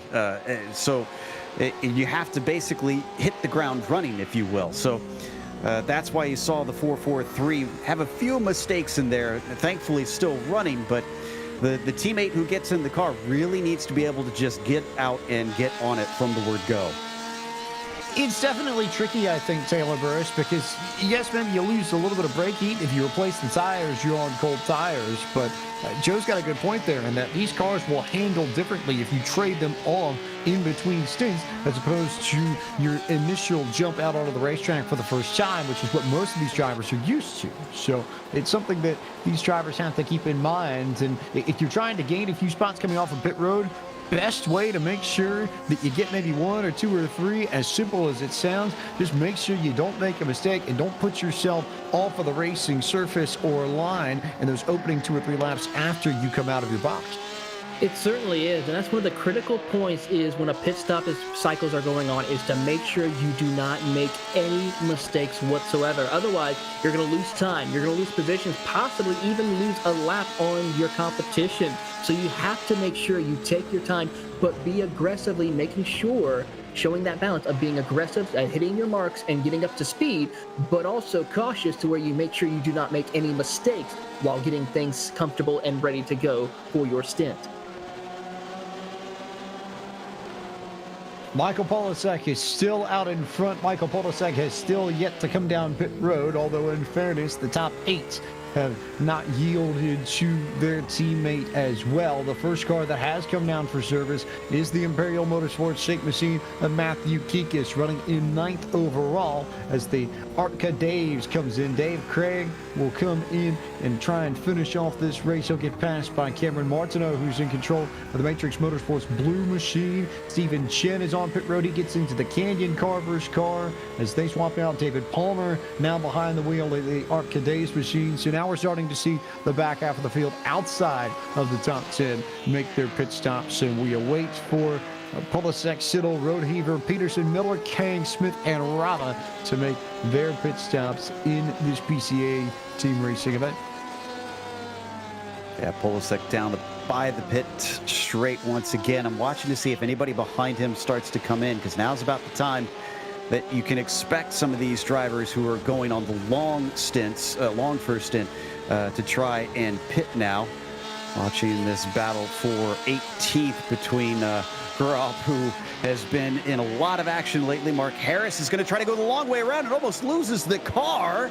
Somehow holds on to it through the first corner and still makes the overtake. How about it from Mark Harris? That was not easy going through turn 1, and that is a very tough place to make that work. He was sideways, tires were squealing on the outside, but manages to keep it together, and that may well be the pass or overtake of the evening so far, Taylor Burris. That was impressive for the Mach 2 Motorsports driver. It certainly was. We normally see passes on the outside like that if there's a faster car, like a prototype, or more certainly like if it was a GTD class going or being passed by GTLM. Very rarely you see passes like that happening in the same class of drivers, as Gorlap still struggling after going off once again towards the back half of the course, but still keeping an eye on the race leader as well as the top 7 as they have yet to pit. But it's extraordinary to see some of the talent here in the PCA Sim Racing Series, especially with these Team Racing Series, where you get to see the different talents, different drivers going head to head, and it's quite interesting to watch. Very intriguing to keep our eyes on, as we haven't seen any of our major drivers come in, but Gen Pop Racing is in, so that's one of our top 8. Kevin Douglas now behind the wheel of that car as Lone Wolf Motorsports begins to make its run through Sunset. Then one more time. Is this the lap for Michael Polasek? It is indeed. Here comes Polasek, your race leader, in for service on lap 29 of what should be approximately 46, 47 laps, but the driver change coming in, and Michael Polasek will climb out of the car and hand it off to his teammate to see if he can finish it off. Man getting in this car will be Leon Van Handel, who is a winner in Series 5 of PCA Sim Racing. Now, it's a long ways back to second, but you have to remember that a lot of the drivers that were ahead of Siddle, who is in second right now, have already pitted. So that explains the gap. We just have to essentially wait for our drivers who have pitted to catch up to our leaders. Here comes Siddle in now. A Roadheaver also in, and I see Lee Peterson. So this must be the end of the road. It appears that this is the extent of where you can take the fuel cell unless you're doing some tremendous saving. And I think, yes, indeed, we do have one who has been with a light right foot, Dewey Kang, and the You're Dismissed 987, able to go one more lap than everybody else. So Kang is going to stay out. Few others have come down for service. Matrix Motorsports Green is in. Klaus Nielsen taking control of that car. Leif Peterson out for Joseph Stiffel in the Imperial Motorsports Bake Machine. Lynn Wilson into the Equipe Vitesse machine. And Mark Miller in the New Holland Brewing machine coming down for service. And Paul Nemchamp will take over the number 4 machine. So it is down to I believe, well, I was about to say Christian Rafa, but he comes in that Jangster Racing car. Out he goes. In goes Donald Binkley to the 88, and it is entirely upon Dewey Kang to come out of pit road and be the last one to finish service. Currently, right now, you're on board with Dewey King and Leon Van Hansel as they go towards the back half of the course here. A great opportunity for Dewey to try to see if he can get around, but unfortunately, he does have to pit, like we brought out, in order to continue to finish that race. So Leon Van Hansel just pretty much has to maintain his position, and he will hold on to this race lead. But a little bit of lap traffic in front of them is causing some issues for the top two right now, as they are now heading towards the final section of the course before they get to the Ullman Straight. That's the bad news. The good news for Leon Van Handel, though, is that he's got about a 16.5-second gap back to the second car that has come off of pit road and the car that will take over P2 overall once Kang comes down. It'll be the Imperial Motorsports shake car of Matthew Kikis. That machine will go to second, but they have a few quarters to try and gather up some of that ground before they can even think about fighting the 747 for the overall win. Yeah, right now, honestly, the 747 is sitting pretty. And I think we're going to see Kang come in now. Yep, indeed. So last of our pitters in the 987. So Kikis will be able to rote themselves up into second place from here. In fact, don't expect that we'll see the 987 back on track until we get to about probably 12th place or so. As we come onto the front stretch here, Matt now cruises into P2, and it's about 16 seconds. Now, interestingly, it looks like he's been catching on Van Handel. So I wonder if he's actually got better pace than that 747. If so, it's gone down from about 17 seconds that I saw earlier. So this is not looking good for the Lone Wolf team. At least initially, they'll need to see how Handel settles in once his car is set to go. Of course, we're noting that Matthew Kikis came in 5 laps ago. Van Handel just got out of pit road, so it'll take a few laps for him to warm up to Sebring at night. Kikis already should be pretty set to go in a rhythm. So yes, you may see that lead bleed out a little bit, but I would think that Van Handel also has a few laps grace period to show us what he can do in that car.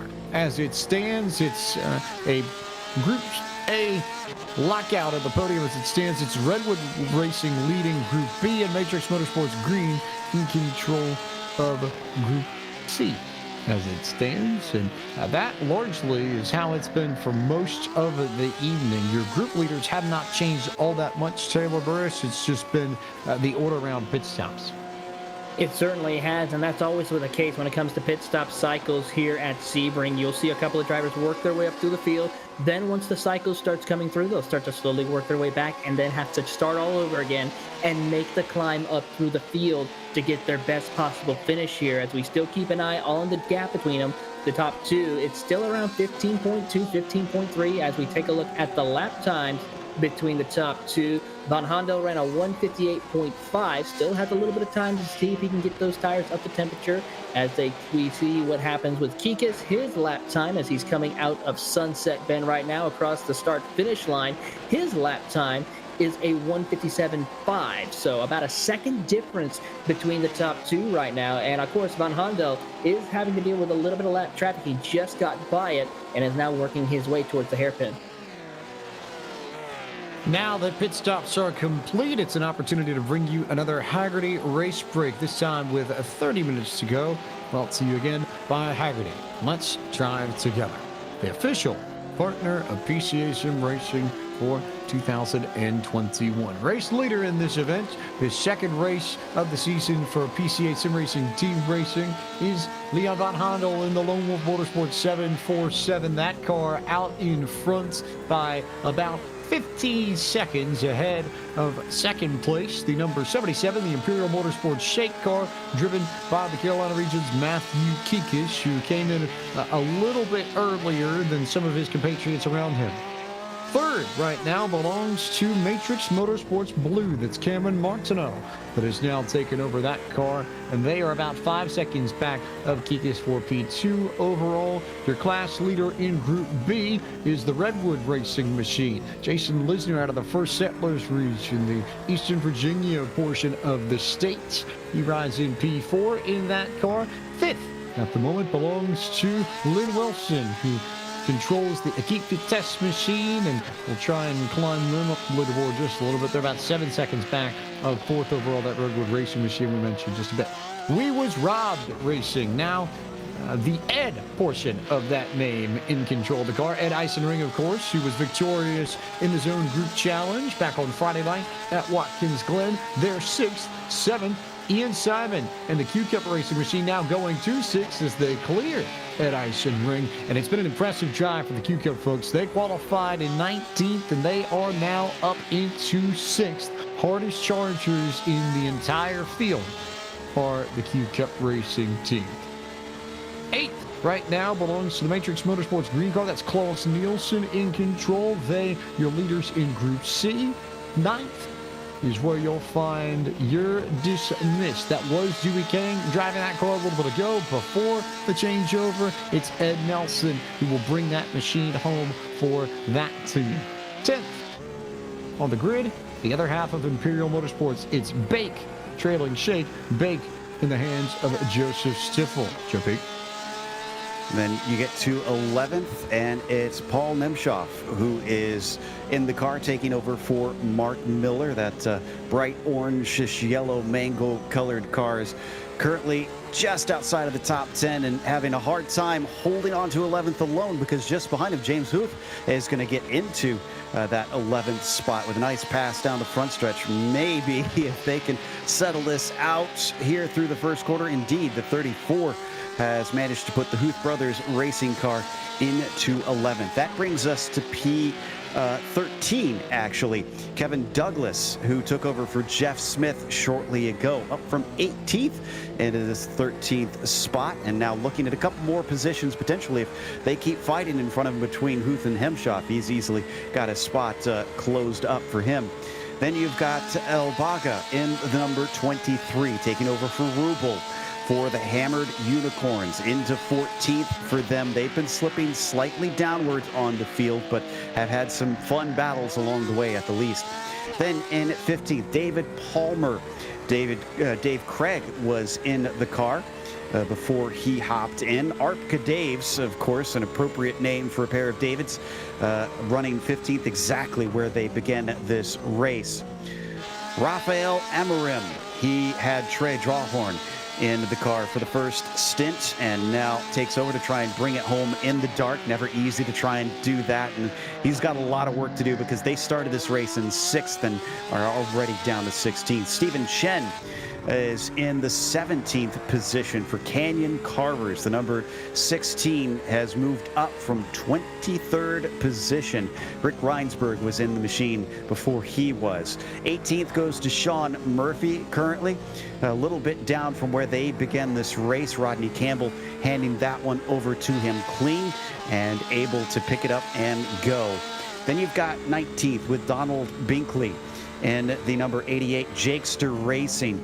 He had Christian Rava in the car before him. We had the cameras on him just a little bit with some good action going on. And then a driver that has seen a lot of action, not always necessarily the kind that he would want, Organ Garolp, who took over for Robert Rose. We mentioned earlier they seem to be struggling a little bit today, and those woes have not alleviated. Unfortunately, they're already down to 20th, and Organ has been slower than his teammate, unfortunately. Taylor? 21st goes to Point Break Esports with Will Kelly behind the wheel. Gregory Sampson originally was in that car. They are currently a lap back from the field. And if we go a little further back, about 4.5 seconds, you'll find the Autometrics Motorsports number 14 Porsche of Travis Brody, currently sitting in that position as he's working his way up through the field right now. Currently, the original driver who was in there with him was Corey Friedman. 23rd, you'll find Team GP Sim Sports with Randall Ayers in car number 83. Chris Siborowski was in the car originally, but they still have a long way to go. Not a whole lot of time to get there as they're working their way down the front straightaway. 24th is car 113, Team TBD, Two Bad Drivers. Gary Rice is in the car right now. Currently, originally, was Gabriel Albano who was in that car. Still holding on to that 24th position, one lap down, 17 seconds back from Randall Ayers. 25th in car number 27, Vicky's minion, Jeffrey Lent, was originally in the car. Now it is Ken Tubman's turn to take it out here around Sebring International Raceway as they work their way down the front straightaway, having a quiet night but still having some struggles here at Sebring. 26 is car number 2, Andrew Smiley in that car right now. The Mach 2 Motorsports originally had Mark Harris, who had a couple of close calls in his stint, and hopefully Andrew is able to continue on with no major issues. In 27th, about a second back, so this is probably one of our closest battles inside the top 10, is WWZ Red. Chip Witt is now in the car. Robert Cottle originally was in this number 79 Porsche as they work their way through turn number 1, trying to see if they can make up ground on Smiley in 26th. 28th position is the Matrix Motorsports Black of Stephen Kemp in his number 21 Porsche. Originally, it was Michael Patterson in the car as they're working their way through in P28, about 7 seconds back from Chip Witt. 29th, you'll find the number 36 Rad Porsche car of Garrett Taylor in his, about 2 laps down from the field, so he has a lot of work to do. Chris Pippin was originally in that car during his last stint, hopefully to bring it home with a little bit better finish. Rounding out your top 30 is the Jersey Boys Racing. Dean Chapman is now behind the wheel after Paul Sulk's stint, working his way down the front straightaway. They have about 10 seconds to catch up to Garrett Taylor. 31st at the moment belongs to the ZG4 Ohio machine. Bruce Robinson out of the Cleveland area in control of that machine.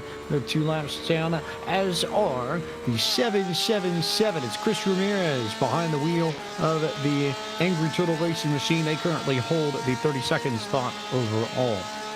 33rd, the teal, aquamarine, turquoise, something light blue, name whatever you want, pig car of Guillermo Munguia for Los Muchachos Motorsports. 3 laps down in 33rd overall. 34th overall is the JM Motorsports car. That's currently driven by Jeff Rosenthal, and they are 4 laps down, 34th overall.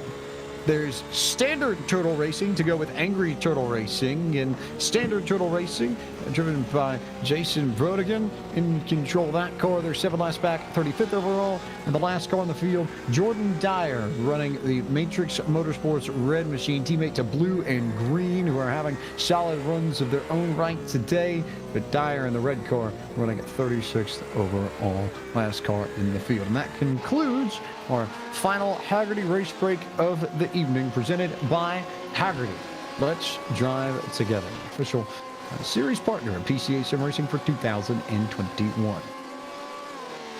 We talked a little bit before the break about how it may take a few laps for Leon Van Hondel to get up to speed, and maybe he might lose a little bit of his lead within the first 2 laps, but that the car would eventually come to him. Now that he's settled in, it's Cameron Martineau who's managed to get around Matthew Kikus for P2. So it's Matrix Motorsports Blue up ahead of Imperial Motorsports Shake, that for 2nd and 3rd overall in class in Group A, and then Redwood Racing controlling Group B in 4th, and Matrix Motorsports Green still your leader in Group C. But still, more importantly, Joe Peak, that gap, yes, it's come down a little bit, but it's still 14 seconds and change from the Lone Wolf Motorsports car to the Matrix Motorsports Blue machine, which means that, yes, after he was able to get a few laps behind his belt, that lead has largely stabilized. It's largely stabilized, but they can't sit too comfortably. They do have to push. One thing to note about that 41 car with Martineau in it, he set the fastest lap of the race on lap 35. Now, he was a little bit slower last lap. I think some of that was due to lap traffic. It's still coming down, and we've got 18 minutes left. So the good news is the chunks that he's taking out is not likely to be enough for him to be able to actually catch and overtake the 747. But as we've seen, the lap traffic can play an effect in this. If you catch it wrong, or if you find yourself tripped up, you can also have problems where you accidentally make contact and get spun by a lapped car. That can easily hand away another 10 seconds to P2. So Van Handel has to really stay diligent here, keep the car clean, and focus on hitting his marks. Riding on board with Rafael Amarim, who is in control of the car, riding 15th overall. That's the TDRA racing machine that he shared with Trey Drawhorn. Looks like they just got around David Palmer to take over the 14th spot and to try and go after the Gen Pop machine. Kevin Douglas, this the team that won Group C at Daytona. Not quite the same performance this evening. They still got work to do to go chase down Klaus Nielsen and the Matrix Motorsports green car. That's your battle for the lead in class in Group C. A little bit further back, you see Andrew Smiley and the Mach 2 Motorsports car trying to get out of the way and make sure that they don't cause any issues for that TDRA racing machine. Certainly so, as you notice why these drivers who are on the lead lap or a little bit maybe faster than their competitors are flashing that headlights, letting them know, hey, I'm faster, let me try to get by you cleanly. As we know, of course, sometimes we may see occasionally the headlights flashing could be used as a distraction later on in the race for some drivers, especially if there's battling for a position. So we'll have to keep an eye and see if that may come into play for some of these drivers battling it out, especially those in Group B or Group C and Group B. Now, Group B, it's Redwood Racing and Akit Vitesse racing for first and second. In Group C, it's Matrix Motorsports Green and the Hammered Unicorns. So just looking at the gap between those two groups, it's about 16 seconds from Redwood Racing to Akit Vitesse. And then if you look at Matrix Motorsports Green to the Hammered Unicorns, that too about 14 and a half seconds. So significant gaps between first and second in class. And then in turn, 12 seconds from Lone Wolf Motorsports to Matrix Motorsports Blue. So healthy gaps between first and second in each of our three classes. Not too much fighting there, but pretty solid battles overall, especially if you look down the leaderboard at some of these tighter groups. Q-Cup Racing and We Was Robbed Racing tight, although I imagine that Q-Cup's going to try and go run down to keep Vitesse. They're only 4 seconds back, and who knows how high they can climb after Q-Cup's had the run, I think, and arguably the drive of the evening in this event after starting deep in this field. Same can be said for the Huth brothers. We haven't talked much about James and Mark, but they started in 22nd on the grid, and they are up to 11th. A great drive for them. You're dismissed, having another solid run, 13th to 8th, and strong points for that team. Ed Nelson and Dewey Kang should be coming away with a solid haul if they can keep that thing in one piece over the course of the day. So good drives here from some of the standout teams in PCA Sim Racing's TeamRacing Series. Now, one thing I love about team racing that fans and also drivers that haven't experienced this might not realize is that a 90-minute race with a lone driver here, James, things will, especially at this point in the race with only 14 minutes left, kind of settle in, and everybody's matched what their position to their pace for the most part, unless they had some serious issues. Oh, we got a car off, and Guralp has to avoid that. Looks like Nemshov, who's trying to work his way back to the circuit. Now, with a team race, like I said, different drivers can often have different paces. That's why I said you want to put the faster driver in the final stint. Now, the Matrix Motorsports Blue team has absolutely done that. They were 1.2 seconds quicker, and then now almost a full 2 seconds quicker than our leader. This is actually shaping up to be quite a nail-biter at the end. If the pace holds, that's the question. We've seen the expected laps drop from 39 to 46, so about 6 or 7 laps to go at Sebring in the second race for the PCA Sim Racing Team Racing Series, their second event of 2000. Ooh, trouble for Leon Van Handel. He clipped the wall coming out of the Ullman straight, collected some heavy damage after trying to avoid one of the lap cars coming back out onto the track. Actually even clipped a little bit of the curbing, sending him into the tire barriers. So severe issues for our race leader. And that was Chip just a little bit, Joe Peak. Yeah. And I wonder if he got a little bit distracted. Sorry there. I went and watched it on my screen, and it appeared the 747 came around the corner just as the car was parked. When you're racing at night here, especially at a place like this, James, without lights around, you can't always tell where a car is facing, like what their position is, what their trajectory is. So he doesn't have much time to see, and just that split second can often take your focus away, and that may be what caused him to get out into the grass like that. I think that's exactly what happened. You don't expect the car to be out there on the curves or corner exit when you're trying to build your speed up, and if you see anything there, it's going to throw you off. That's exactly what happened to Leon van Handel, and now that gap that was about 14 seconds, it's down to 6. And now, Joe Peak, we thought we might have a nail-biter on our hands. I think we definitely have a tight battle on our hands for the overall win over these last 10 minutes and change. And what did I warn not too long ago? Problems can happen, especially in endurance races. They're a giant question mark. You just can't predict what's down the road. And that's why you need those huge buffers. It may wind up that him getting that huge lead early in the race actually wound up being the critical points to the win. But they're going to have to fight hard here at the end, Taylor. They certainly are. They're picking up a 10th here, a 10th there. Cameron Martineau is slowly but surely stalking his prey of Leon van Handel as they come working their way towards the back half of the straightaway here, as Handel is currently going down the Ullman Straight. Martineau just came out of Le Mans, and he is now on the Ullman Straight, so about 5.8 seconds separate the two drivers. We see Martineau flashing his headlights, desperately trying to make room so he can get a clear shot of Leon van Handel for the race lead. We'll watch lap times as they come across the stripe this time by.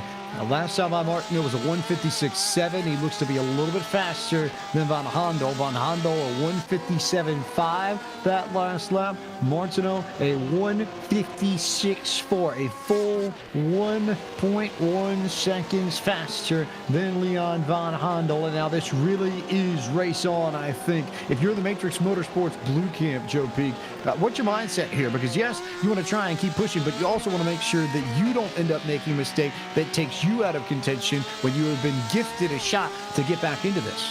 Yeah, it's so tough to do, but it's head down, essentially. Focus on your marks, hit what you need to do. Don't worry about that gap, because you can only run your own pace. And if that pace is better, then it's essentially, you know, you were the faster one that day and you earned the win. If you weren't faster, then you did the best you could. You have to accept that second, but you can't throw it away trying to overdrive the car. Drive within your limits from here. Not much to be said about the battles for Group B and Group C. They are spaced out by 10 plus seconds between first and second in class at this time. If we get changes in any of those classes, we will let you know and potentially go to those battles. But right now, Taylor Burris, the battle to watch is this one for not only the Group C lead, but the overall lead. As you get a good look at Cameron Martineau driving that Matrix Motorsports blue car. He is the one tasked with trying to run down Leon van Handel and keep Lone Wolf Motorsports from going 2-2 to start this PCA Sim Racing TeamRacing Series campaign. Certainly so. It's now down to 4.7 seconds between the top two as both of them are heading down the Ullman Straight. Handel just now entered into Sunset Bend here as they come out of the final corner through here. Handel's got a little bit of damage right there around the bonnet of that car, has to try to keep it clean, and that's what's causing Cameron Martineau to make up that ground, is that damage that Van Handel has. So he's got to make sure he hits his marks, keep his head down, and continue to make sure he does not make any mistakes whatsoever. Last time by, it was a 155.7 to a 156.0. So Van Handel back on the gas pedal and back in control of this. It's a 4-second gap, though, between Van Handel and Martineau, and about 5 laps left per timing and scoring. We'll see where they settle out over the course of the next 8 minutes and change. But if Cameron Martineau is to catch Leon van Handel, it's going to need to be about a second per lap that he gains in order to at least get to the Lone Wolf Motorsports machine before the end of this, Joe. Well, that's pretty close to what he's been doing. And some drivers really thrive being the chaser, being the wolf, and then some thrive being the rabbit. I have a sense that Martineau does like being the wolf here, because he set another fastest lap of the race as he's chasing.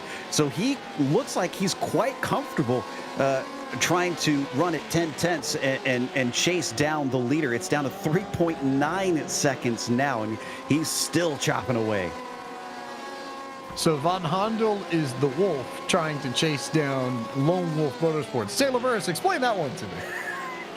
Well, unfortunately, I think they might need to change that team of Lone Wolf Motorsports as they are currently being the chase. Oh, in trouble for Lone Wolf again. Lone Wolf gets caught, and Van Handel gets caught coming out of Le Mans, and Matrix Motorsports Blue takes over the race lead, and it was a nearly identical incident to the one we saw a few laps ago. Van Handel just lost it behind another lap car. Joe Pegan binned it over on the exit to the Open Straight. I had a lot happen in front of him. You could see there on the replay, there's a couple lapped cars that were almost looked like they were battling for position.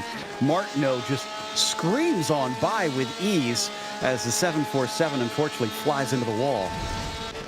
Almost makes me wonder, given that this has now happened twice in the span of the next 5 or 6 laps, did Leon Van Handel maybe have a little bit too much front brake in that car, the way it looped around and the rear end snapped out from underneath him, Taylor Burris?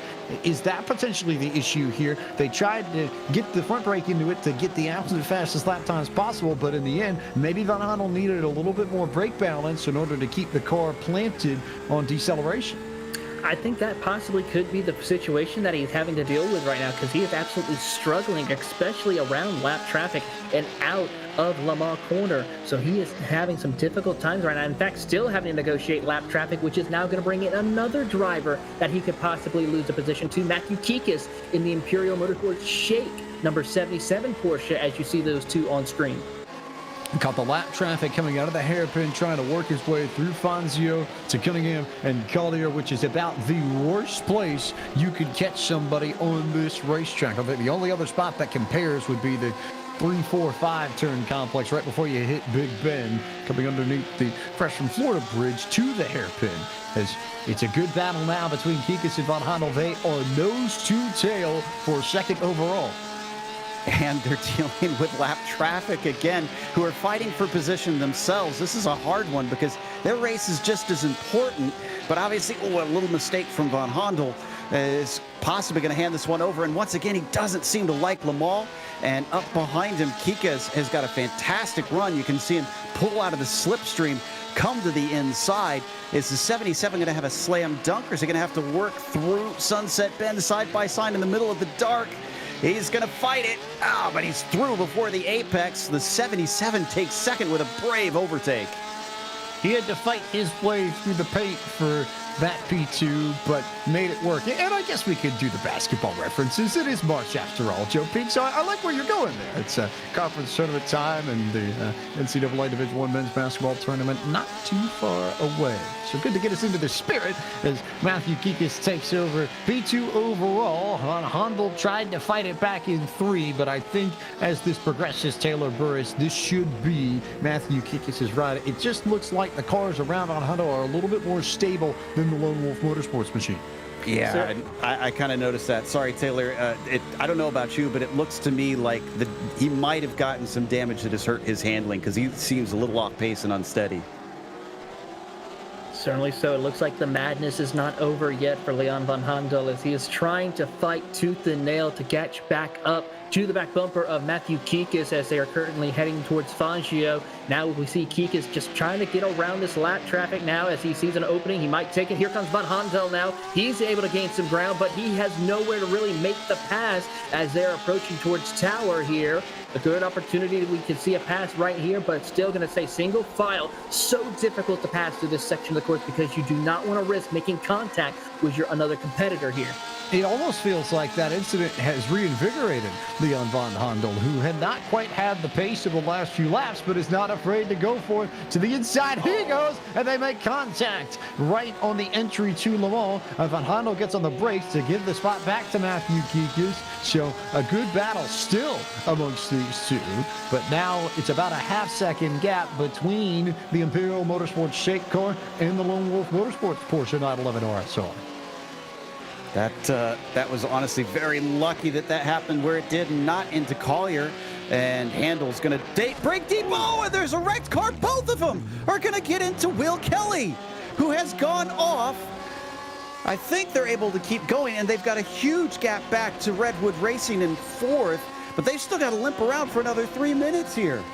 That was wild, to say the least. Von Handel was able to get inside of Matthew Kikis at Sunset Bend, and for a split second made the pass back for P2 overall. And then the poor lap machine of the Point Break Each Force called Will Kelly there, just trying to climb back out onto the racetrack, but he drives right into the path of Von Handel and Matthew Kikis, and they both get going. It finally separates those two, but Kikis and Von Handel with the hard racing there. I don't know if there's much that anybody in that situation could have done, but significant damage now to the front end of Von Handel's machine. Certainly so. It's safe to say, I guess, a good way to kick off the March Madness here at Sebring as we are continuing to watch on this battle and seeing it. So far, everyone has kind of separated themselves, but I think it's safe to point out that I believe we might have a battle for second place in Group B between Q-Cup and Equip Vitesse. Simon and Lynn Wilson battling for 5th position. This is 5th overall and 2nd in class that you are looking at. Group B is the group we're seeing in play here, and it just underscores how good Q-Cup folks have been to climb all the way from 19th to 5th. I think if we're playing Driver of the Day awards, it's got to go to that pair of Josh Vieira and Ian Simon and Joe Peak. They did a magnificent job getting around Sebring, and it only makes you wonder, had they qualified in maybe 15th, 14th, 13th, would they be fighting for the race lead instead of fighting for P5? Well, that's the beauty of endurance racing as well, is you've got a lot better opportunity that if you're not a great qualifier, to work your way up and fight for the wins. And I think that's what we're seeing from Simon and his teammate Vieira, that they felt comfortable enough to at least be at the back. Maybe they didn't want to be, but they've handled this beautifully. I didn't see anything crazy out of them that looked like they panicked all race long. It's been a really composed drive for them, and you look at that car, there's barely a scratch on that Porsche 911 RSR. I think it underscores both the pace that those two have had and the patience that they have had to get around lap traffic, which is not always easy here at Sebring, depending on where you catch the lap traffic. But a very good drive for Q-Cup Racing today, as Cameron Martineau has about 30 seconds left, so we could be on the white flag lap already. It's likely going to take him more than 30 seconds to get back to the start-finish line. He's only just now approaching the Cunningham Collier complex. What a drive for Cameron Martineau right now, currently holding on P1, 16 seconds ahead of Matthew Kikis as he continues just to take his time. He knows he should have this win collected as long as he keeps the nose clean, keeps it straight and on the gray stuff, and tries to continue on his way here. White flag should be out here in the next second. We hit the clock there, so we are indeed on the last lap, but it's not much longer for Cameron Martineau now. Just the climb through Le Mans, down the Ullman Straight, through Sunset Bend, and back to the start-finish line for the Matrix Motorsports Blue Machine. One last corner to go. This has got to feel good from 7th up to 1st here, James. I have to say that Bill and Cameron should feel proud of themselves. An impressive drive, a composed drive, and where others faltered, they maintain their pace, they maintain their car, and at the end of the night, it is Cameron Martineau and Bill Anderson from Matrix Motorsports Blue who will come across the start-finish line to win round number 2 of PCA Sim Racing overall. And in Group C, we wait for a winner in Group B here, Taylor Burris, but Redwood Racing's got one more corner to go. Here they come to the final corner here all by themselves, surviving here at Sebring. They respected the bumps as they come out of Sunset Bend, taking checkered flag for Group B. Redwood Racing's Jason Linder will bring it home. Meanwhile, we look back towards P11 overall. That's where your leaders in Group C are Matrix Motorsports Green, trying to complete their final lap to claim class victory, Joe P. Yeah, and they've also gone a little bit backwards, a reverse of what we saw from some of the others. But as you mentioned, leader in class, and for some, that's the most important bit of it, not necessarily the overall finishing position. Nielsen taking it home for Siddall, who started the race off, handed over with about a third of this thing to go, coming down the Ullman Straight now. The 04, actually, I think just lost 11th to Amarim, so he's going to be 12th overall, James. 12th overall, but a 5-second buffer. All they have to do is make sure they get through Sunset Bend, which nearly got hairy for a moment for Klaus Nielsen. He went right to the tire barriers there, but they clean it up and get across the line, and it's class victory in Group C for Klaus Nielsen and the Matrix Motorsports Green Machine, with Matthew Siddle, who drove the first stint of the race. Those two will claim victory in Group C. We now await the final few cars to come across the line. It's Sean Murphy for Celtic Racing. That is in P17, last car on the lead lap, that makes his way through the bend across the start-finish line here at Sebring to complete this race. And that should be everybody across the line, home and dry now. Should give us the opportunity to bring you your full field rundown and tell you where your favorite driver finished. Or teams, I suppose, in this case. Give it to Cameron Martineau, who finished off the drive for Matrix Motorsports Blue and gets them overall victory and Group C victory in this race. A solid drive for Martineau and his teammates, Bill Anderson, who pick up the win at Sebring, and head of Imperial Motorsports Shake, a 77 machine, second overall in this race. That car driven by Matthew Kikas and Christopher Pines. Third on the grid was Michael Polasek and Leon Van Handel in the Lone Wolf Motorsports machine. Your winners in Group B, and fourth overall, Redwood Racing. Big drive today from Jason Lisner and Dave Schwartz. Q Cup Racing, the hardest chargers of the night. Josh Vieira and Ian Simon go to fifth overall, second in class. Akit Vitesse, the 982 machine, finishes sixth overall. That's Jared Roadheaver and Lynn Wilson. It was We Was Robbed Racing in seventh. At the end of the night, You're Dismissed eighth. Ninth went to Youth Brothers Racing and Imperial Motorsports Bake, making it 2 top 10 finishes for Imperial Motorsports at the end of the night, Joe. Indeed, 11th went to TDRA Racing, and then you get to our winner in the last of the classes, Matrix Motorsports Green, finishing 12th overall, but top of their class, followed home by the Hammered Unicorns, second in their class, 13th overall. And Gen Pop Racing rounds out that podium, of course, finishing 14th overall. 15th went to Arpka Daves in their number 94 machine, with 16th going to Canyon Carvers. Then you've got Celtic Racing in P17, last on the lead lap. A lot of cars that got lapped here today. TGR Racing P18, Autometrics Motorsports 19th, and then Team GP Sim Sport in 20th. 21st will go to Team TBD, two bad drivers. They'll be coming home one lap down, followed in 22nd. Vicky's Minions in car number 27. 23rd will be Jakesters Racing in car number 88. 24th will go to Point Break Esports in 24th, car 91. In 25th, car number 4, 2 laps down, New Holland Brewing PCA. In 26th, Matrix Motorsports Black. In 27th will be the Mach 2 Motorsports team in car number 2.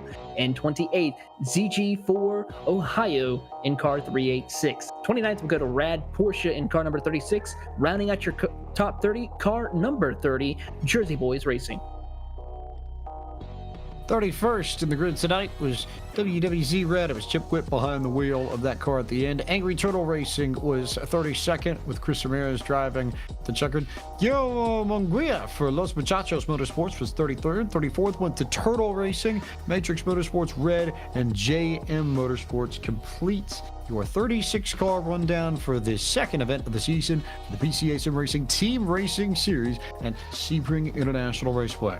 Time to bring in our Group A winners, our overall winners in the top class of competition this evening. Bill Anderson and Cameron Martineau from Matrix Motorsports Blue. And Cameron, I'll turn to you first. Coming out of pit road, it was about 15 seconds that you had to run down Lone Wolf Motorsports on. And at the end of it all, you get there, but when you come out of pit road, what was the strategy? Because it was a largely significant gap. It wasn't necessarily an easy ride that you were going to have in order to get the race lead. No, not at all. I mean, you know, when you come out of the pits with a gap like that, you know, the only thing you have to do is just, you know, trust your preparation and, you know, just put your head down and make sure you stay out of trouble. I mean, that's the key to these endurance races is, you know, minimizing the amount of time you got in pit lane and, you know, being as consistent as possible. So as soon as I got out of the pits, that was my only thought, was just, you know, run my pace and just let the race come to us. You had a battle ahead of you, but before you got in the car, Bill, you laid down some solid laps just to sort of maintain pace. What was your strategy on that opening stint to set it up for Cameron to take it home? Yeah. Well, I ride Cameron's back. I knew what I had to do, and it was to give him a clean race car. And we were just blessed that traffic fell our way. I was able to maintain our side of the strategy, give Cameron the clean car, and frankly get out of the way and let him do his work. And he really performed so at such a high level today. It was a joy to be in that car watching him.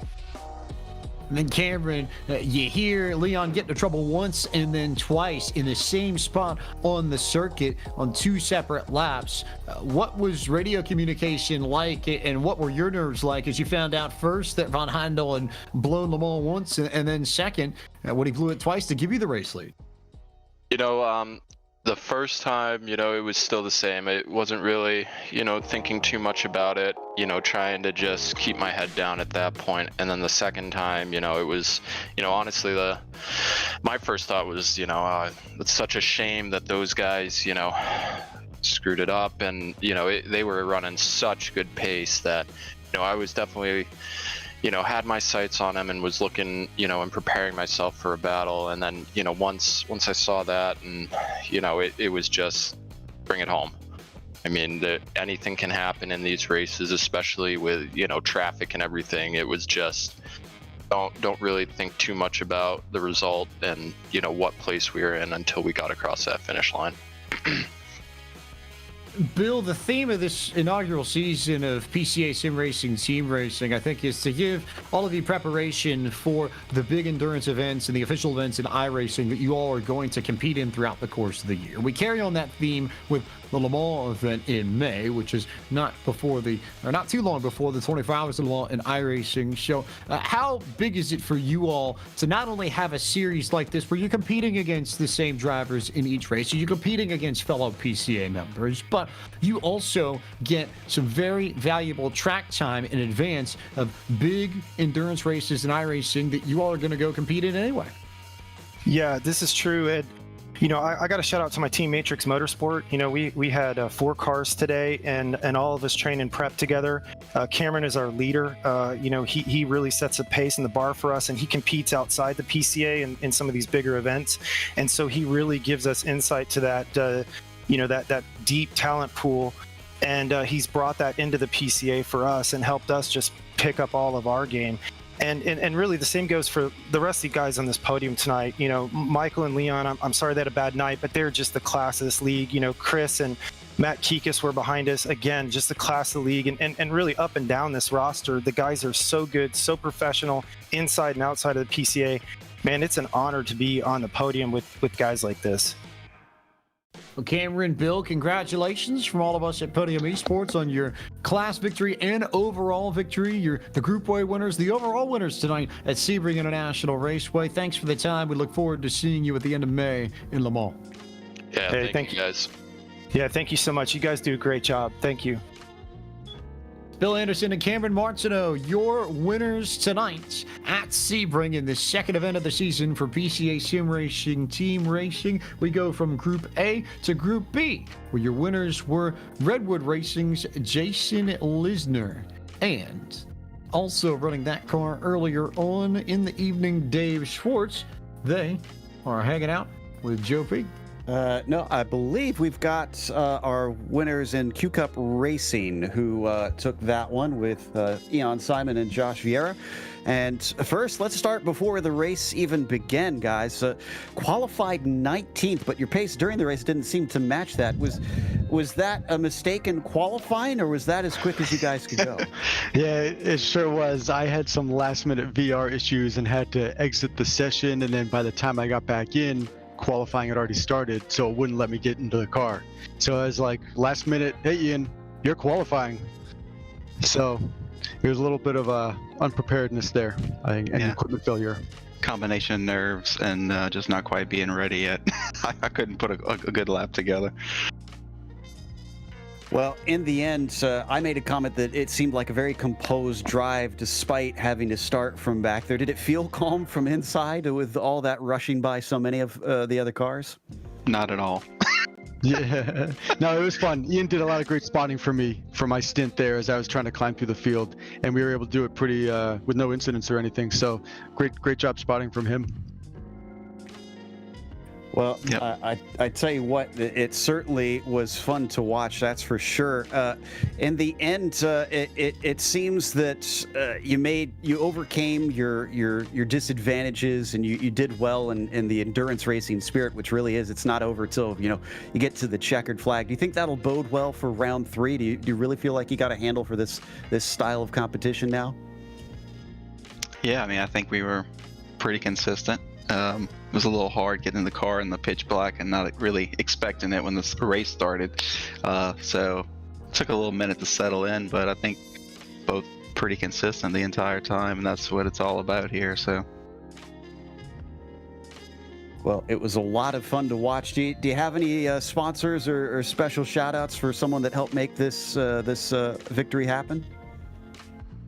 Josh, you want to take that first? Yeah, we'd like to thank our main sponsor, Track Monkey Apparel, and then of course all of our teammates at the Q Cup Racing, where we do a lot of practice together and data analysis and helping each other out.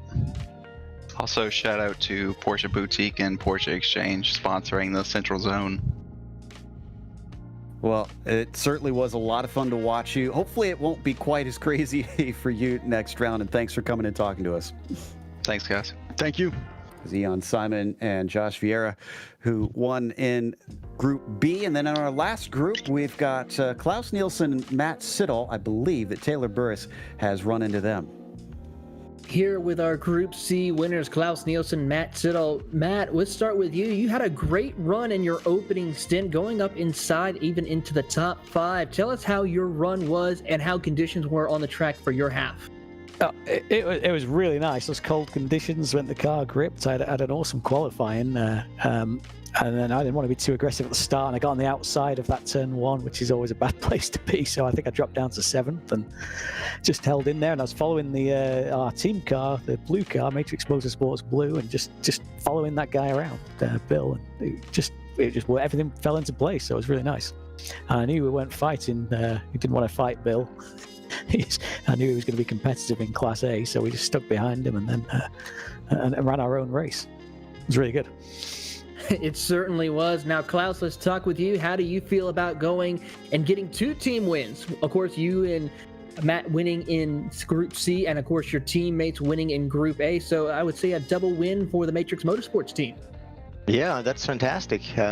It's a great team to work with and support each other and getting to learn the tracks and working on setups and all the things that comes into strategy. I'm new at team racing, so it's a big help for me to just learn how to do this. And working with somebody like Matt and Cameron and Bill that won in Group A, it's just great input, and the other guys there too. Also, a quick shout out to Q Cup, where I started out. Great group of people over there as well. And one more question, Klaus. The difficulty of seeing at the nighttime racing around your competitors, how difficult was it for you out there? Oh, well, coming out in a car that, straight into the night, it was challenging to get the car under me the first 2 laps for sure. But then it sort of settled in a little bit, and then it was just a matter of staying put and not lose too much. I mean, Matt was good enough to get a big gap between us and the next people down, so I just had to try to keep that gap in between us. Well, gentlemen, before we let you go and celebrate your victory in Group C, tell us about who would you like to say thank you to? Well, first of all, PCA, it's just awesome that the Porsche Club can put on these events and get sponsorship, and then people giving up their time to organize it is just fantastic. It makes it great for us who just like to race, and I really appreciate the time they put in and the sponsors who put their money into to make this possible and get the broadcasts. All right, though, that is our Group C winners: Matrix Motorsports Green, Klaus Nielsen, and Matt Siddle. And James, I gotta say, it was exciting from start to finish watching this race here at Sebring. Joe Peak, first, I think, involvement in any way, shape, or form with PCA Sim Racing, and this a pretty significant group that has grown throughout the last few years. We finally get endurance racing on the slate some way, somehow, and I would say for this first broadcast event ever of endurance racing with PCA, it by and large delivered. Absolutely. I was just about to say that, I mean, I couldn't ask for much more. It was intriguing in terms of strategy and just straight up racing down to the end, even with a surprise when we got to the finish. That's what you always want in endurance racing, is that it always goes to the checkered flag and keeps you guessing. And I have to say the professionalism and just the stunning work that we saw from everybody involved out on the track left me smiling. Taylor Burris came in a little bit through proceedings, but I feel like you got the good end of things, because this race, right around the hour mark, I feel like started to pick up, and it just did not let off until the end. Well, as the saying goes in the world of oval racing mostly, the nighttime is the right time, and we saw that for sure here at Sebring. Once the darkness started to settle, the excitement and the intensity picked up dramatically. And I gotta say, it was very surprising to see some new faces up towards the front of the field and taking home the checkered flag. So it looks like the Lone Wolf Motorsports team might have a little bit of a battle on their hands throughout this entire iRacing Team Endurance Series for the PCA Sim Racing Series. Plenty of action to come over the course of the next week in the world of Podium Esports in iRacing. It continues with the Zone Group Challenge that you are going to see on Friday night. Some of these drivers going to be back in action from Sonoma Raceway, our first ever broadcast event from PCA Sim Racing from one of the two Northern California road courses. You'll see that broadcast on Friday, March 12th at 8 p.m. Eastern, right here on PCA Sim Racing YouTube channel, as well as the Podium 2 Twitch channel, and then Podium's Facebook and Twitter pages. Following that, Saturday night, it's the MSRA Premier Series Round 5 at Phoenix Raceway. That broadcast starts at 8 p.m. Eastern on twitch.tv/Podium2, as well as the Podium Esports Facebook, YouTube, and Twitter pages. Sunday night, it's the MPI Cup Series from Auto Club Speedway at 9:15 p.m. Eastern on the Podium Esports Twitch channel. Monday night, we'll set the Championship 4 for Monday Night Racing presented by Tefco Flooring. The final race in the round of 7 features the Xfinity cars at Chicagoland. That broadcast begins at 8 p.m. Eastern, also on Podium 2, on Twitch, and then the Podium Facebook, YouTube, and Twitter pages. The eNASCAR Coca-Cola iRacing Series comes your way next Tuesday from Atlanta Motor Speedway. Broadcast will start at 8:30 p.m. Eastern for pre-race on iRacing's Twitch, YouTube, and Facebook pages. And then next Wednesday, the Earth Sprint Car Championship Series heads to Weedsport Speedway at 9 p.m. Eastern on the Podium 2 Twitch channel, Podium's Facebook, YouTube, and Twitter pages as well. That will do it for our first race on the air in this PCA Sim Racing Team Racing Series. Our next event, that very special event, May 30th, 2021, from 7 to 11 p.m. Eastern Time, featuring all the folks from Operation Motorsport. You will absolutely want to tune into that after a full day of racing from Monaco and Indianapolis. But we thank everybody at PCA Sim Racing for their support and assistance. The cars aren't real, but the racing is, and all the action that you see throughout the season presented to us by Haggerty Motorsport. For everyone at the PCA, for Doug Atkinson, Jim Hebig, and the PCA Steering Committee, for our team of the broadcast booth, Joe Peak, Taylor Burris, our producer, Ryan Bauer, I am James Pike, the voice of Podium Esports. Thank you so much for watching our coverage of PCA Sim Racing's Team Racing Series. We look forward to seeing you on Friday night for more PCA Sim Racing action. Round 2 of the Zone Group Challenge for Sonoma coming your way then.